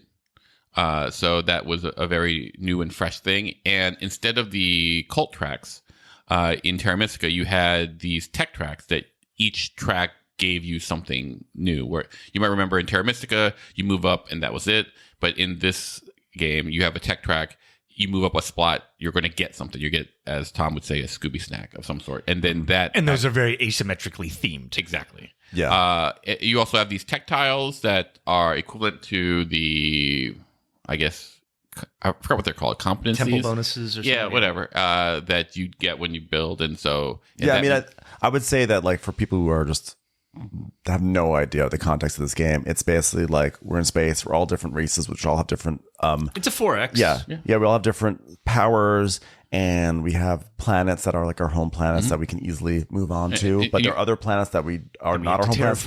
We have to go and terraform and make them, colonize and blah blah. So anyway, take over. So it's you're making your civilization in space. Yeah, and it's all about getting the buildings out on the map because the buildings upgrade and give you amazing income and power. Engine. There are 6 rounds, and each round has in-game scoring, and then there's post-game scoring, a post-round end-game scoring. End-game scoring. Yeah, there we go. Yeah. So it's. I'm sure we've done Age of Innovation, and we've done actually many episodes about like Terra Mystica and Gaia Project or whatever. But like, if you're just coming in now, that's what that is. And you should. If you're a new guy head, if you're a new guy head, definitely go listen to the back catalog because there's some really good in-depth discussion. But now we have the Lost Fleet, and the Lost Fleet. Here are the things that the Lost Fleet adds. We have new planet types. So we have asteroids that you can build on. We have protoplanets that you can build on. We have significantly the biggest thing, I think the biggest addition is that we have the Lost Fleet itself, which is 4 big spaceships that you now can take explorers or exploration shuttles from your faction and send those exploration shuttles to the spaceship, and then you can land on that spaceship, and now you have access to all the bounty of the spaceship, which is usually action spots and other little things. Spots, yeah. And then there's also 4 new factions in the game. There's also use those new terrains. Yeah, that they use the new terrains. There's just more stuff. There's things for the round boosters. There's end game tiles. There's just stuff that's in it.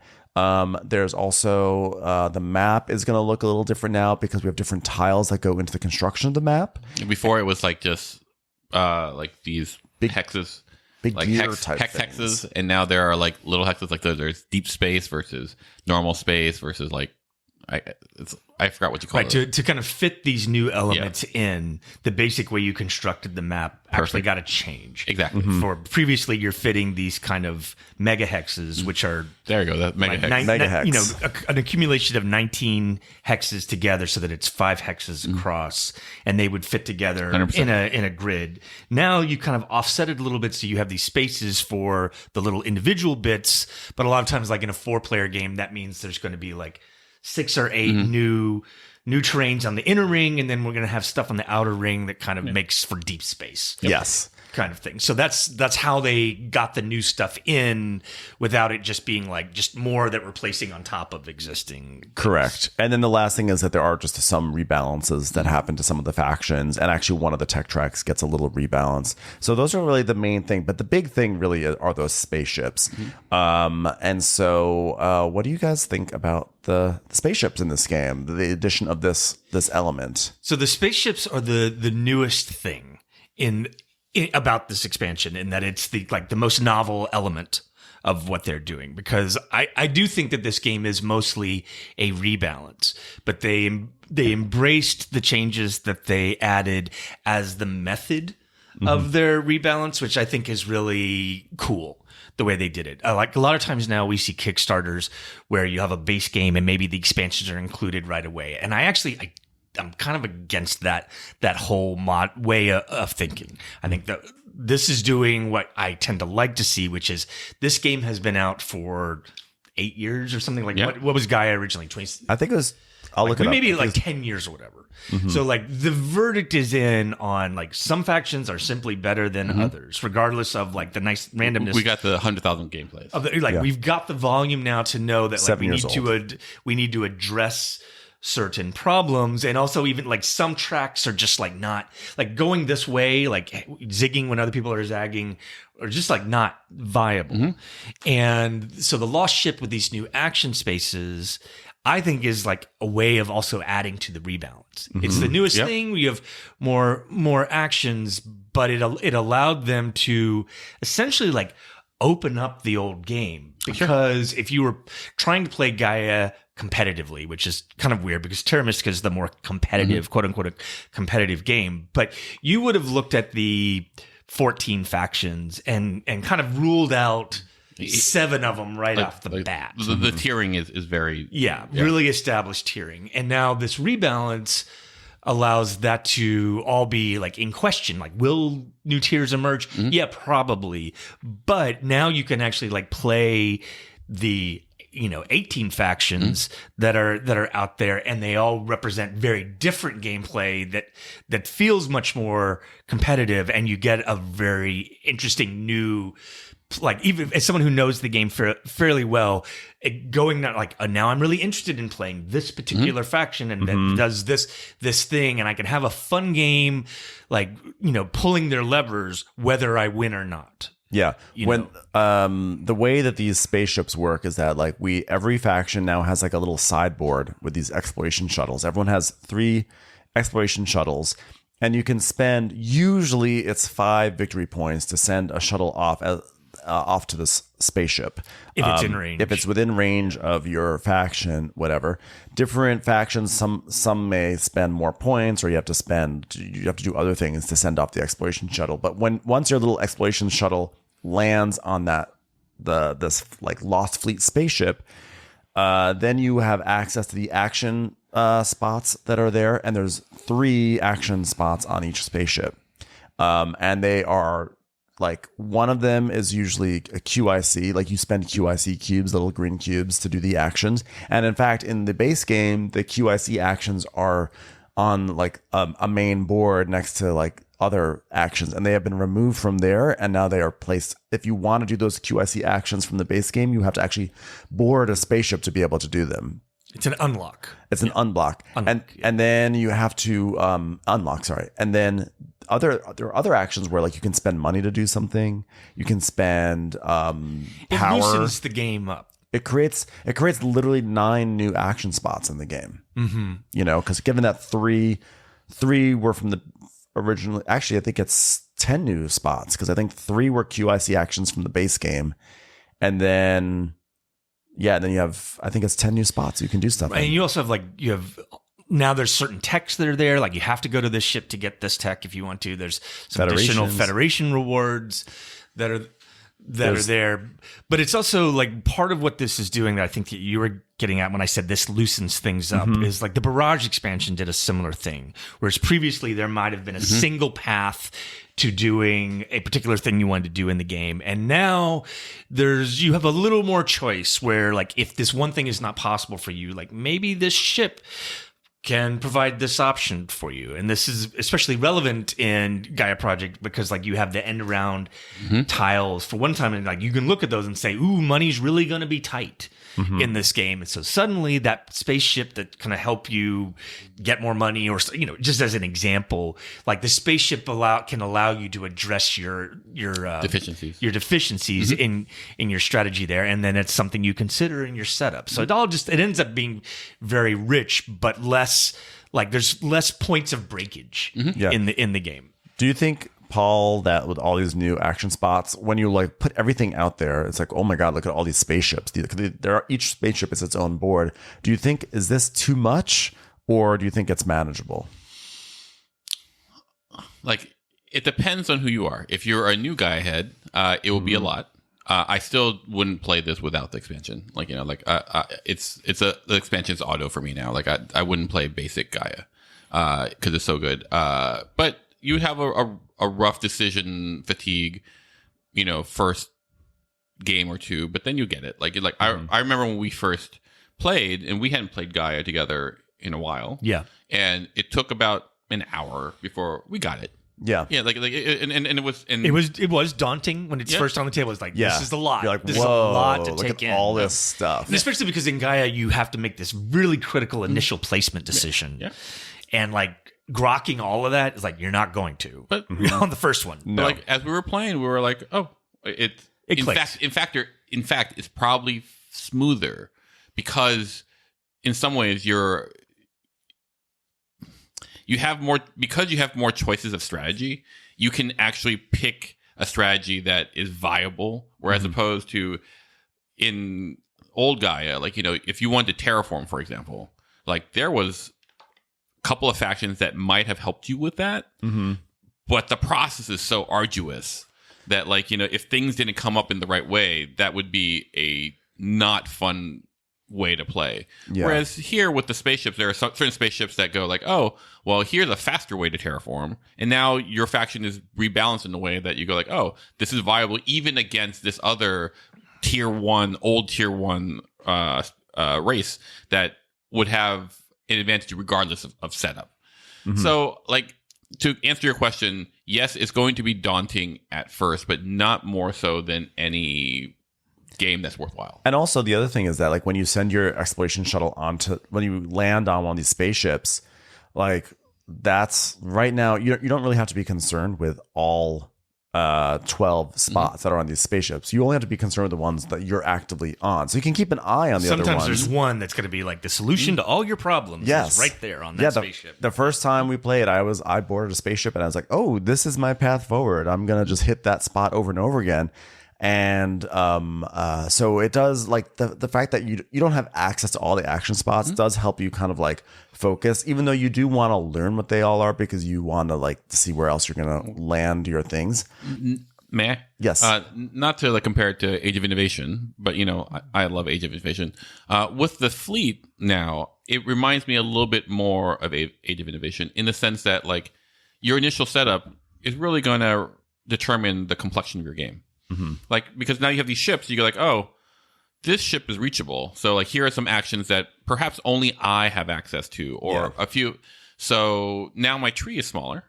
And, and it'd be almost equivalent to drafting when, do Age of Innovation. Like, you have all those things that you draft. Like, you're kind of, by your location, drafting which spaceships that you're going to get access to first. Like, I've never gotten to all 4 because you only get 3 landers. Yeah, anyway, you can only, you're already making a decision there. And so from there, you go like, oh, if my planet is close to this one, like, here are the options that I have. If my planet is close to this one, here are the options I have. So the initial setup it's a little more set the board, put your hand on your chin and just look for a little bit, like, and think. But once that initial think is done, I feel that the game can move fast.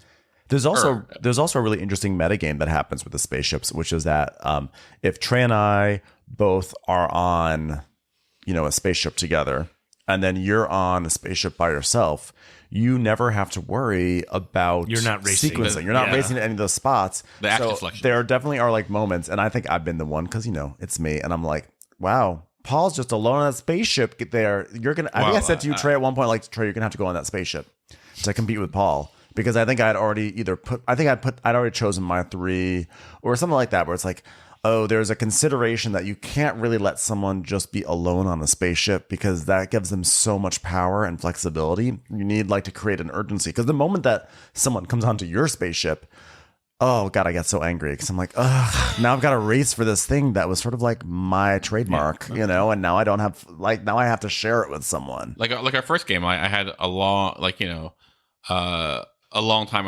I feel like I got on the ship first, on a ship first. Yeah. Because I was like, well, I haven't done this. I'll go here. And I was just hitting this thing over and over. And then I think you literally said, you can't do this. You can't let Paul do this. I'm way over here, Trey. I can't get to there, blah, blah. And, and if Trey hadn't cheated, like, I might have won. First game, Glean. Yep. What was the cheat? I don't even remember what it was. He was spending 1 QIC for that's one of the changes in the rebalance. In the rebalances, Oh, there's right.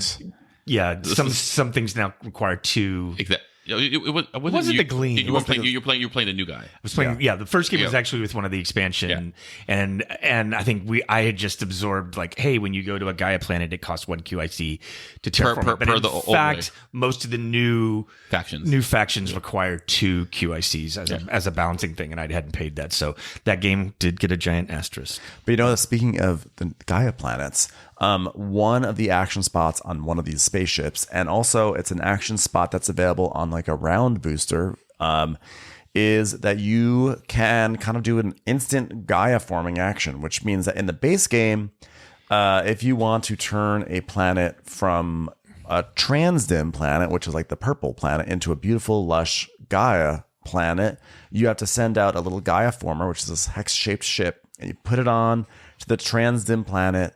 And then takes a whole turn, and you got to wait till the next round, and you get your ship back, and then the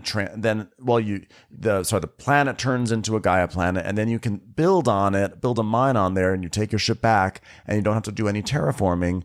The cost is that you spent time doing that, which I understand. That's cool. It's like, okay, like if you don't want to spend a lot of ore to take over a planet, you can just invest time instead. I think that's the theory behind that.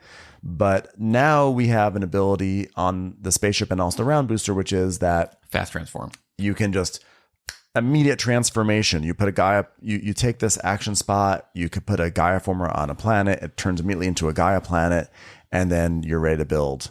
And it doesn't cost you the energy, the purples. And I thought this was, even though it's one single action spot, maybe 2 if you've got the round booster. Yeah, it can be the round booster too, yeah. I thought this was actually very impactful on the game. It changes complexion completely. Yeah, like it's a little thing. I think this is actually falls into like my big take is like, this is a rebalance. Like all of the new stuff is in part of the service of the rebalance. And I think I'm not out of line in saying, like, in the original game of Gaia Project, there might have been, like, out of the 14 factions, there might have been half of them where you'd look at them and say, you know what, going up the Gaia track and pursuing the Gaia formers, like, that's not part of this faction. Yeah. Like, just rule it out. Yeah. You're not going to do it. And then there's others that were, like, good at it, like the Terrans especially. Sure. Like, that's what they're going to do. They're definitely going to go up this track and do it and slog it. Now with this piece here, I think you can make the argument that every single faction can do at least step one of the Gaia forming tech track. And so you can be part of that game and part of that competition. And so it opened up the game for a lot more flexibility in how you play these factions. Yeah. You're not so tunnel visioned of like, this is the correct way to play the Gleans or something like that, which was actually like historically weak. And like we found in the new game, they're actually quite good, depending on the map. But so that's part of the rebalance. But the rebalance is an opening of like, hey, you can now really explore this, and maybe, doing a single level in this track is completely viable for you. I feel like this small adjustment of adding this action space once, maybe twice in a game is really so impactful, because it's like you said, now everyone can Gaia form sort of like easily. It opens up the map for you. It opens up the map. You now care about getting those Gaia formers. It creates creates competition. It means you can also get mines out there more. And honestly, it just brings up a feature of the game that should have been front and center all along, because the game is literally called the Gaia Project. And yet Gaia forming to me has always felt like a little bit like just something else you can do. It felt or a bad investment. Or a bad investment. Now, of course, I'm not one of these people that has 200 plays under their belt. I'm sure there are people who would be like, no, Gaia you mean a guy big head? A true Gaia head. Right. But like every time I played, I always felt like, a lot of times like, oh, it's just not worth it for me to go down this path with like Gaia. And you're forming. probably right. Yeah. And now I feel like, ooh, this is gonna be a major thing for me. This is a way for me to turn that purple mass there on the board into something useful for me, and it's not just an annoying thing that I never get to touch that's in the way of something. And I think this is like, it just makes it much more of a race to those transdim planets, as a race to that spot. I think it kind of There's like less frustration points. Like something like it opens it up, which is like they're now giving you multiple tools for addressing your shortcomings. So you're not just like, and I feel like that almost is like a division between Gaia and Terra Mystica anyway, which is Terra Mystica is kind of the shorter, but is much more of a knife fight in a phone booth type of thing, where like getting that critical block can be like the game. It's like, ooh, I won the race to here. I've blocked Jordan or something, or Jordan's blocked me, kind of thing. Like that's going to really curtail him.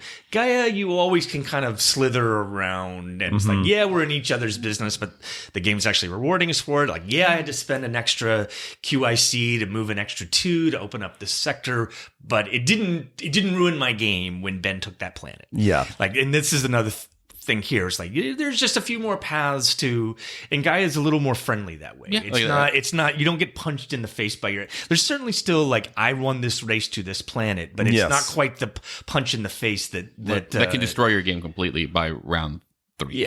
Yeah. Like if your game is over by round 3, then you're probably trapped, and like you've done something incorrect. Whereas like in Terra Mystica, for example, like you can be blocked off round 1. And I remember like there was a point where a story where me, Candace, Jordan, and I think Mike were playing Age of Innovation, and Jordan put a thing down, and it was his last thing, and then he go, did I lose the game? I go, yep. And he did. It was, it could be that hard. Yeah, but that's the feature of that game. And then you said, if you give me 2 points, I will take back. Yes, Ved. This move. Nice try, Ben. Nice try, Ben. but ultimately, back under that bridge, troll. But and as I've grown playing these 2 games, like, I've grown to appreciate Gaia more. I've always gone like, this is like a less tight, less elbowy Terra Mystica that, you have to, like, I never enjoyed putting the satellites on, taking your energy and adding. It just seemed like an extra step. But as I've played this game more, I go like, oh, it's not the same. They're not trying to do the same things. In fact, the expansion probably helps it more differentiate from being the same. So when people ask me now, like, oh, do you like Age of Innovation or do you like Lost Fleet? I go like, they're actually different games to me now. They have this core thing, and the instinct is to compare them, but the actual play of the game are different. Like I'm looking for different experiences playing the game. Like when I play Terra Mystica Age of Innovation, I'm expecting like, oh, you're on your toes and you're watching for my elbow because I'm watching for yours. And in Gaia Project, I'm going like, oh, let me expand my empire. Yeah. Like, it's just a different vibe. You're just trying to kind of like figure out how to go through it. But I just really like that the game has found a way to center the Gaia projects a little bit more. 100%. And it's not like it's like, oh, now you have to do Gaia projects. But it's like, it feels like the game is called Gaia Project. Like the Gaia element was important to the designers, I think. And I feel like I understand the intention of the original Gaia Project plan. It's sort of, if you do theoretically, I imagine if you do the Gaia forming properly, you're going to actually wind up saving a lot of ore long term because you don't have to do any terraforming, and it could be really useful. But like, I feel like it's a sort of game that there's always some pressing thing, and you have limited resources, and it's like, do I want to spend that science or the research to go up that Gaia forming track? Whereas like, oh, I could really make terraforming cheaper or get my science income up or something like that. So it's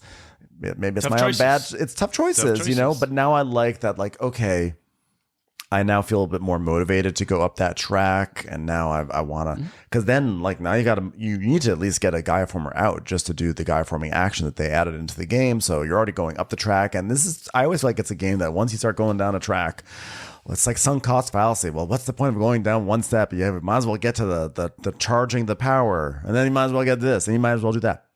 So I think that action that they added, just that small thing, has been really a great thing. What do you guys think about the new planet types, the asteroid? Because the way the asteroid works, sort of works with the Gaia former, which is that you can build on an asteroid and you don't have to spend any resources whatsoever. You can just put that on the mine. Land your Gaia former. But you have to sacrifice your Gaia former for the rest of the game.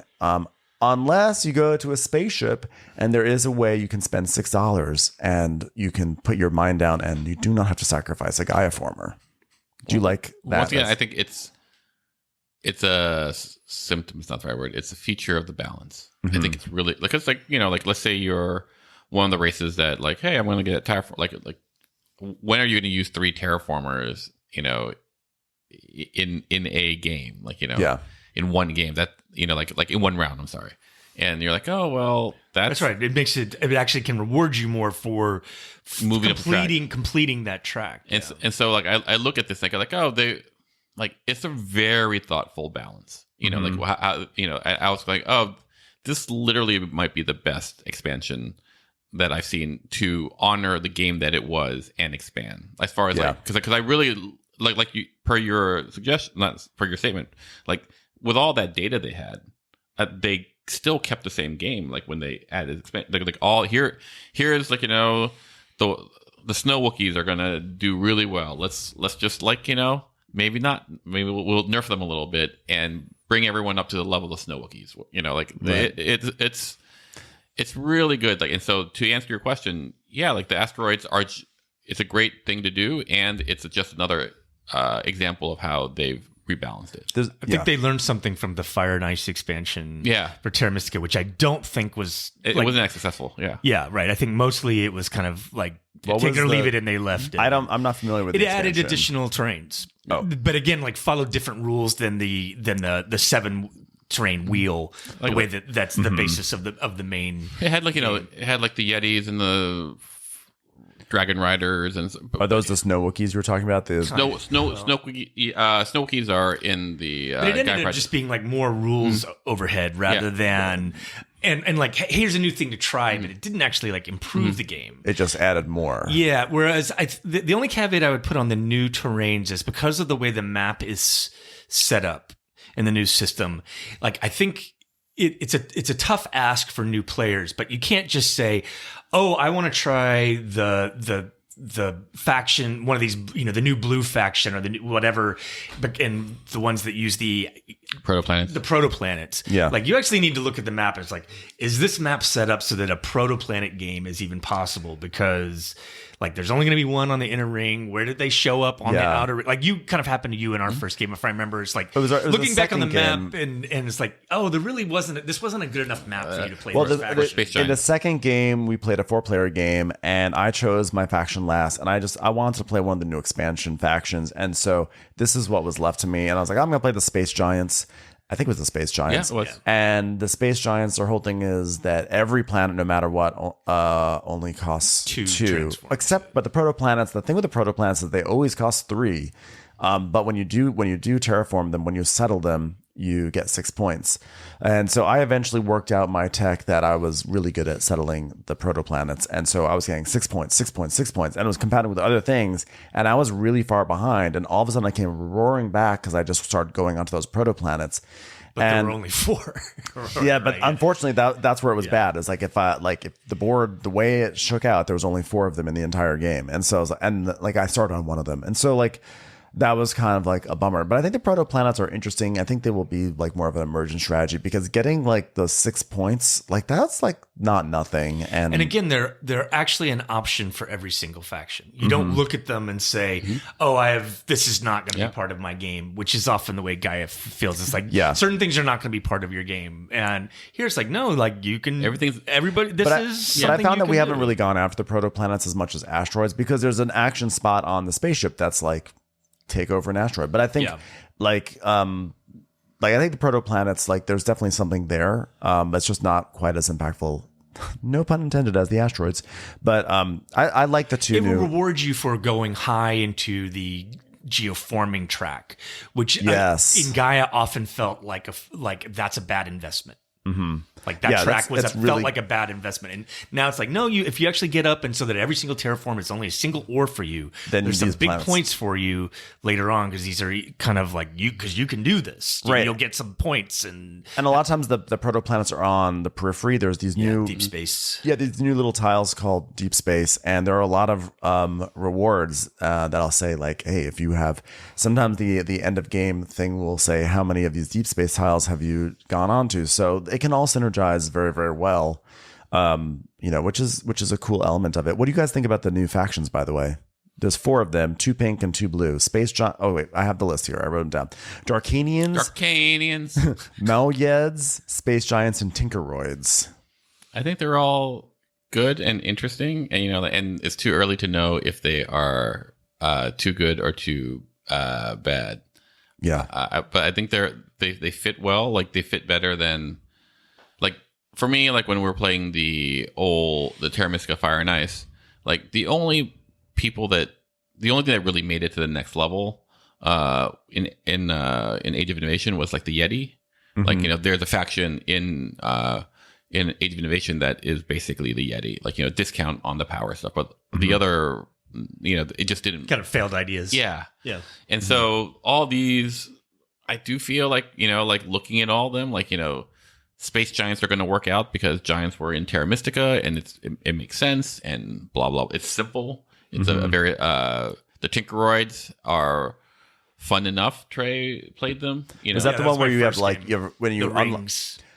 Oh, that's the one with the rings. No, I played the rings. You had the one with the power that changed each round. Oh yeah, the planets. I thought that's were the Tinkeroids. The rings are the one that I played where I think that's the Moya. The Moya. No, you do the one that boosts the power. Yeah, level. Exactly. Yeah, like you can actually put cardboard rings around different buildings, and that adds to their power value. So it's better for making federations.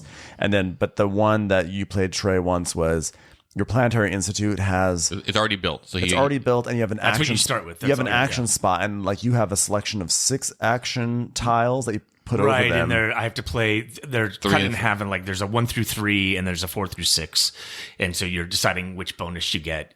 Yeah, you get basically like a new action spot every round. Only you can take that kind of makes up for some of your other shortcomings, which is really cool. I've played 2 of the 4 new factions.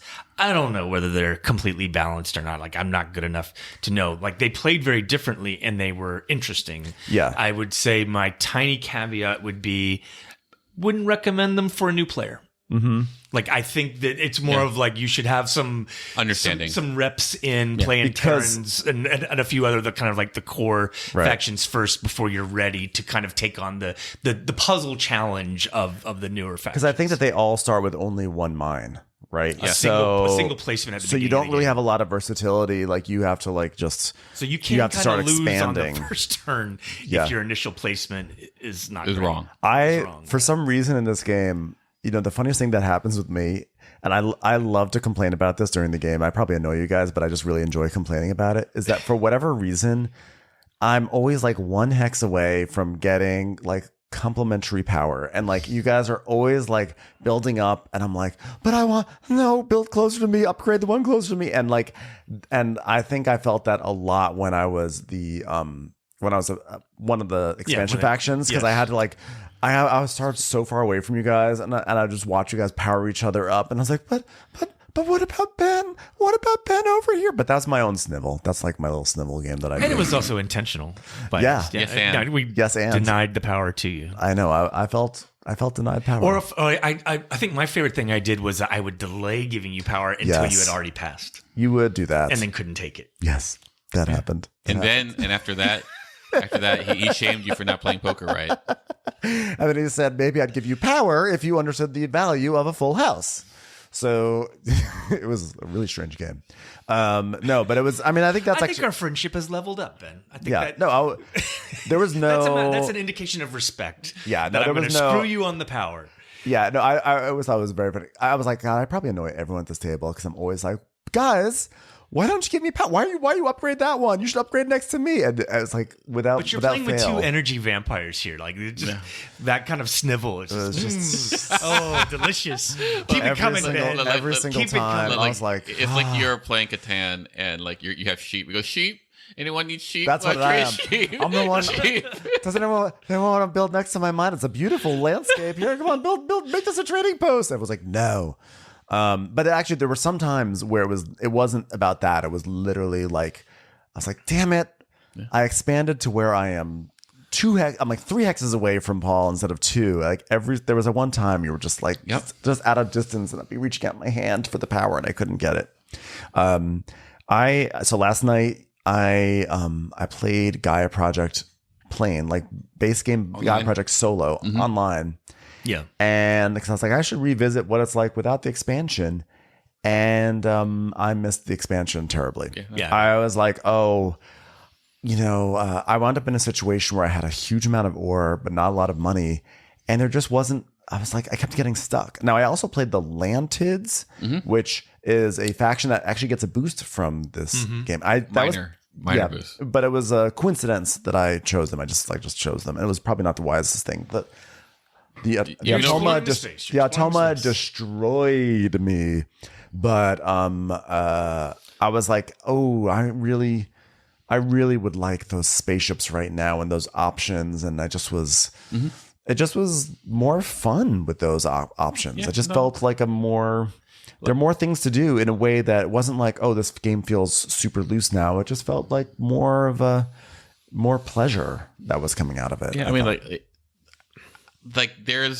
think there's an uncanny valley in the joy of being stymied. There are sometimes you get so stymied that it's good because I'm stymieing people and they're stymieing me, and it's the knife fight in the phone booth. And then there's the I want my space.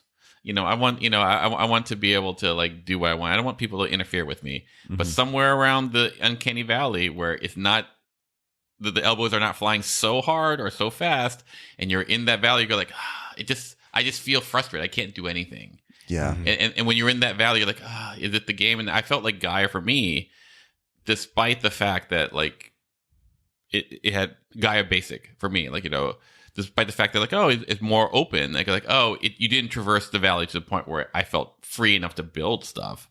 it felt like, I'm in this valley where I go like, oh, I'm still stymied because I have to spend these satellites and now I don't have power. I don't have a way to get them, and I can't have these Gaia formers aren't really doing me blah blah blah blah blah. Yeah. And now it feels like it's pushed to the other side of the valley where it goes, oh, now my concern is building up my civilization, and I have enough choices that it's going to be interesting for me to build. And when you guys build into me, that will be a little bit of a frustration point, but it's going to be like Trey says, I'm never blocked. Well, you want to be stymied maybe by other players or maybe by your own bad decisions, 100%. but you don't want to be stymied by the game. But you don't want to be ruined.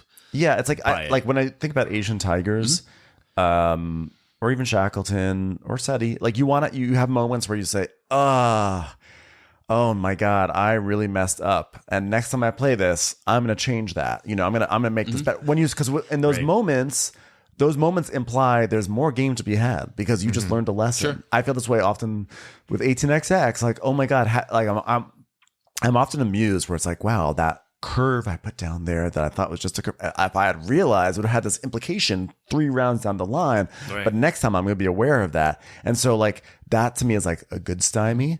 But like when it's just like, oh, I have all this resource, but there's actually nothing I can do with it. Like we talk about this on podcasts a lot. Like, like as a whole, I don't think we really mind being checked or elbowed or whatever by other players. I think as a whole, when the game does that to us, when we feel like, oh, I'm fighting the game, it should be smoother, and it's the game's fault, we have a lot hard. We bump more on that, and so like I think the expansion, like the rebalance, is really like I felt like it understood what like, oh, here's the game that we want to make. Gaia Project came very close, and a lot of people like it, but the game we want to make is this, and we're going to rebalance it so that. And I think I was like, oh wow, you really understood your game. I that's what. I'm still in all of it because like the changes are so subtle. There are maybe 40 changes, very minor. Like like here, tweaks. Tweaks like the landing gets like 2 power now. I had when I was playing them last night, I was like running out of power. I was like, oh my God, I'm running out of this, and this is hard for me. And now in the expansion, now the Lantids get like a +1 power income, and like that's all I needed. It's just like, yes, thank you for just like lubricating who I am. That's right. I feel seeing me. That's right. And like the I am a man. Like the Glean now, just like all they got was like an extra. Like I consider that a pretty major boost though. Action space that gives you a +2 move. Big deal. 100%. But like but they went from unplayable to strong. You won. Yeah. You had like a big win. It was a good map for the Gleans, but it was also like this one change, because I think previously, if you did not have that thing, the Gleans had to push their travel tech, the range to it's like. So they're very one-dimensional. Yep. Like they were weak, and they had to do this thing. Like that's not fun. So nobody was playing them. It's like now you've got a certain amount of tech, a certain amount of distance already. You were always good at Gaia planets if you could just get to them. Yep. And so now like it opens up. It's like, oh, now there's a different realm of ways I can play the. And also, by the way, something that's I think pretty notable is that one of the new techs that's only available by going onto a spaceship is a +1 range. So if you get that tech, you also are not like forced to go up a ranged track. If you don't to that track, you don't have. Yeah, you don't have to do that. Although very often you still wind up going up it. But having a range of 2, you can play the whole game successfully with a range. Exactly, and it's like the game really. I find that like.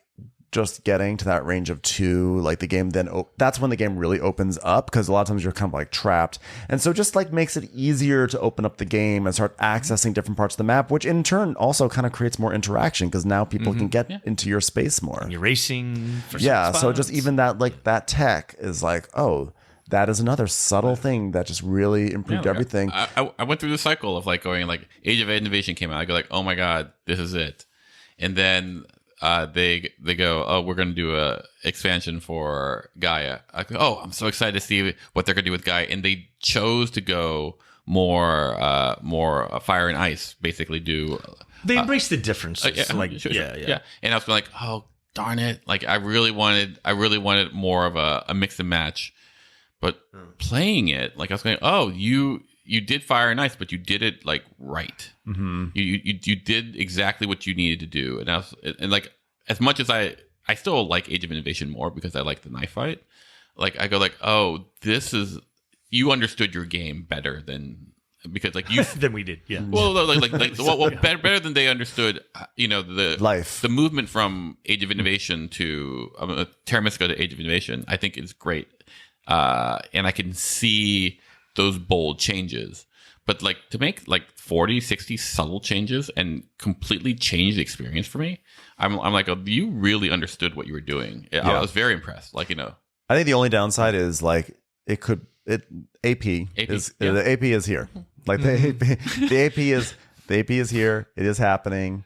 The AP is like I think Gaia Project already generates a lot of AP as it is, and then just there's more things to consider. Right. Even all though those open changes mean there's a lot to consider. Yeah, and even though as much as we talk about like, okay, you really only have to consider the spaceships where you have presence. That is true, but eventually you do wind up having 3, and like it's an AP game no matter what. So like our games have all been pretty long, and it's because we all. But I haven't minded it, but minded sometimes it's either. like, hey, it's 1:00. That Yeah, thing. Like the game is long because there's a lot. There's a lot to think about, yeah. and it can really like it will stoke that AP. Like I think you're gonna have to proceed with trepidation if that's a concern for you. So in ranking, like like when we do our top of the year, is an expansion.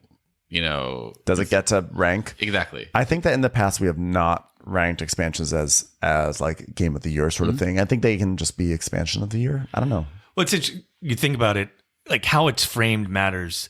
El Burro is kind of an expansion. Sure, It's different enough that it's its own game. Yeah. I mean, it's a whole new map. I think it's its own. It's own enough, game, but it's still in that space of like that's a revision. I play Lost Fleet. I don't play Gaia Project. I play Lost Fleet. Yeah, I think this one is more of an expansion than a revision, than a full sequel. But the timing in some ways is kind of poor because if it weren't because as we kind of open the show with here comes the Essen games, we're gonna play all these new games and we're gonna do that. If it wasn't the case, I think we'd just be playing the hell out of Lost Fleet right now. And I think we will continue to play a lot of Lost Fleet. It's going to be competing. It is competing. Yeah, like it would be easy for us to not play this for a while just because of the Essen stuff. Yeah, I mean, like I actually a shame. Like I actually wound up putting it a little bit on pause this past week because I was like, oh, but I get to play Shackleton and SETI and Asian Tigers, and the truth was I was like, oh, I'm definitely gonna be playing Gaia Project Lost Fleet like it will still be there for you. It will still be there, and I still I have to say like my feeling about this is also this is a must-have and an always play. It's just I've mixed in the components because I actually don't think that the rules overhead to learn this expansion is a lot. It's not. It's pretty easy, I think, to seamlessly just like fold it in. If you're playing Gaia Project, you've already taken on a lot of rules. Yep. So I don't think that the expansion is going to be the thing that breaks you. So I think honestly, just add it in. And it will work for me. It probably would be tough. Like if you had a completely new player who had never played Gaia, but it would be a lot. But if you have a new player, they're going to be overwhelmed anyway. So might as well just do it all. I just don't think it's that much more lift in terms of rules. If you're doing a 4-player game of this with new players, like that's 5 hours. Yeah. At least. That's a long one. That's a big day. But I have to say, this expansion is the one. This is the one. This is the big one for me. This is the one that finally, truly got me into this series because I've had Gaia Project for a few years. I'm always like I should play that because when I have played Gaia Project, I've enjoyed it, but I never feel compelled to play it. Anytime someone says Terra Mystica, Age of Innovation, I'm like, I don't really want to play it. Even though my 2 games of Age of Innovation, I had a tremendous amount of fun. I was like, this game is so good. But then it's like, you want to play it? No. And I'm like, and like, this is the first one of all these games where I'm like, oh, like I am in. Now, part of it, this is sort of like, I've had this weird thing where like I don't think I've ever played any of these games on my own terms. I think I mentioned this. It's sort of weird. I know that sounds weird. Okay. But it sort of actually it calls back to last week's episode and the week before, where Matt talked about how sometimes when it's like not your game, even though you try not to, sometimes you root against it because there's a game that you'd wanted to play more. Mm-hmm.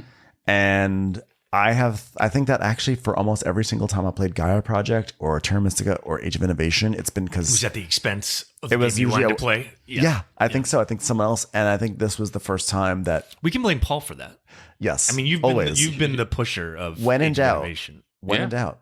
Have I ever played Age of Innovation with you, Ben? Yeah, we played once with Jordan and Matt. But I don't know if maybe it's because I was like, actually, this is a game that I am interested in exploring.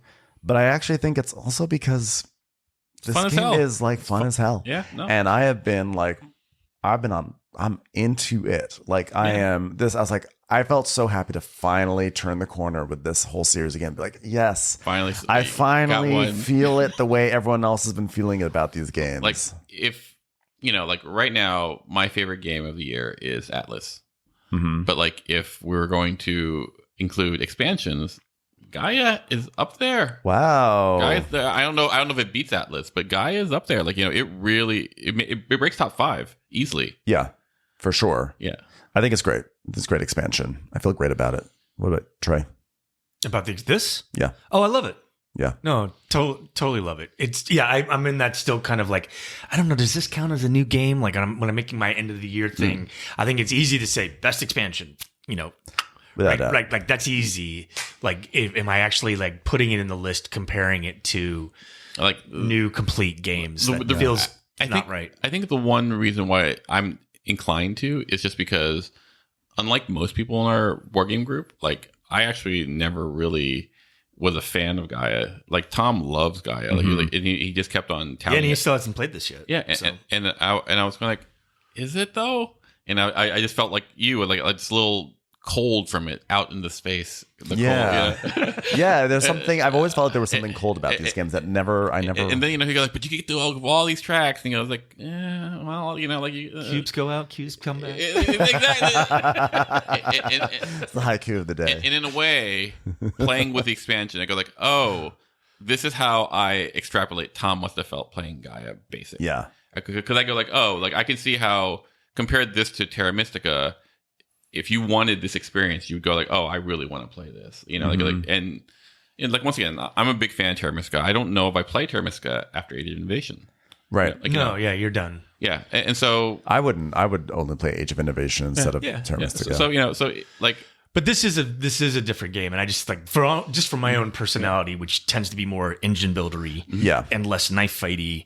This is a guy has always been the better fit with my personality. Yeah, I will enjoy a knife fight in like a Barrage, Shackleton, all my 18xx games, but I haven't always enjoyed it in this series of games. Like I had, I still remember being viciously blocked in Age of Innovation, and I was like, and it's like it's nice to like if you can't get scarred round 1, like it's not just right. You can't. That's I think that with this game, there's so much going on but I do like that there are like, oh, you took the planet I wanted to take. I like that that element is there, but like with it feels worse in Age of Innovation when you get blocked, because it's like it does really impact you in so many ways, and it is more impactful. And here there's all those the tech paths are so fun for me. I love navigating through a tech tree and figuring that out, that I have that there, and so I'm always gonna be happy doing something in Gaia Project.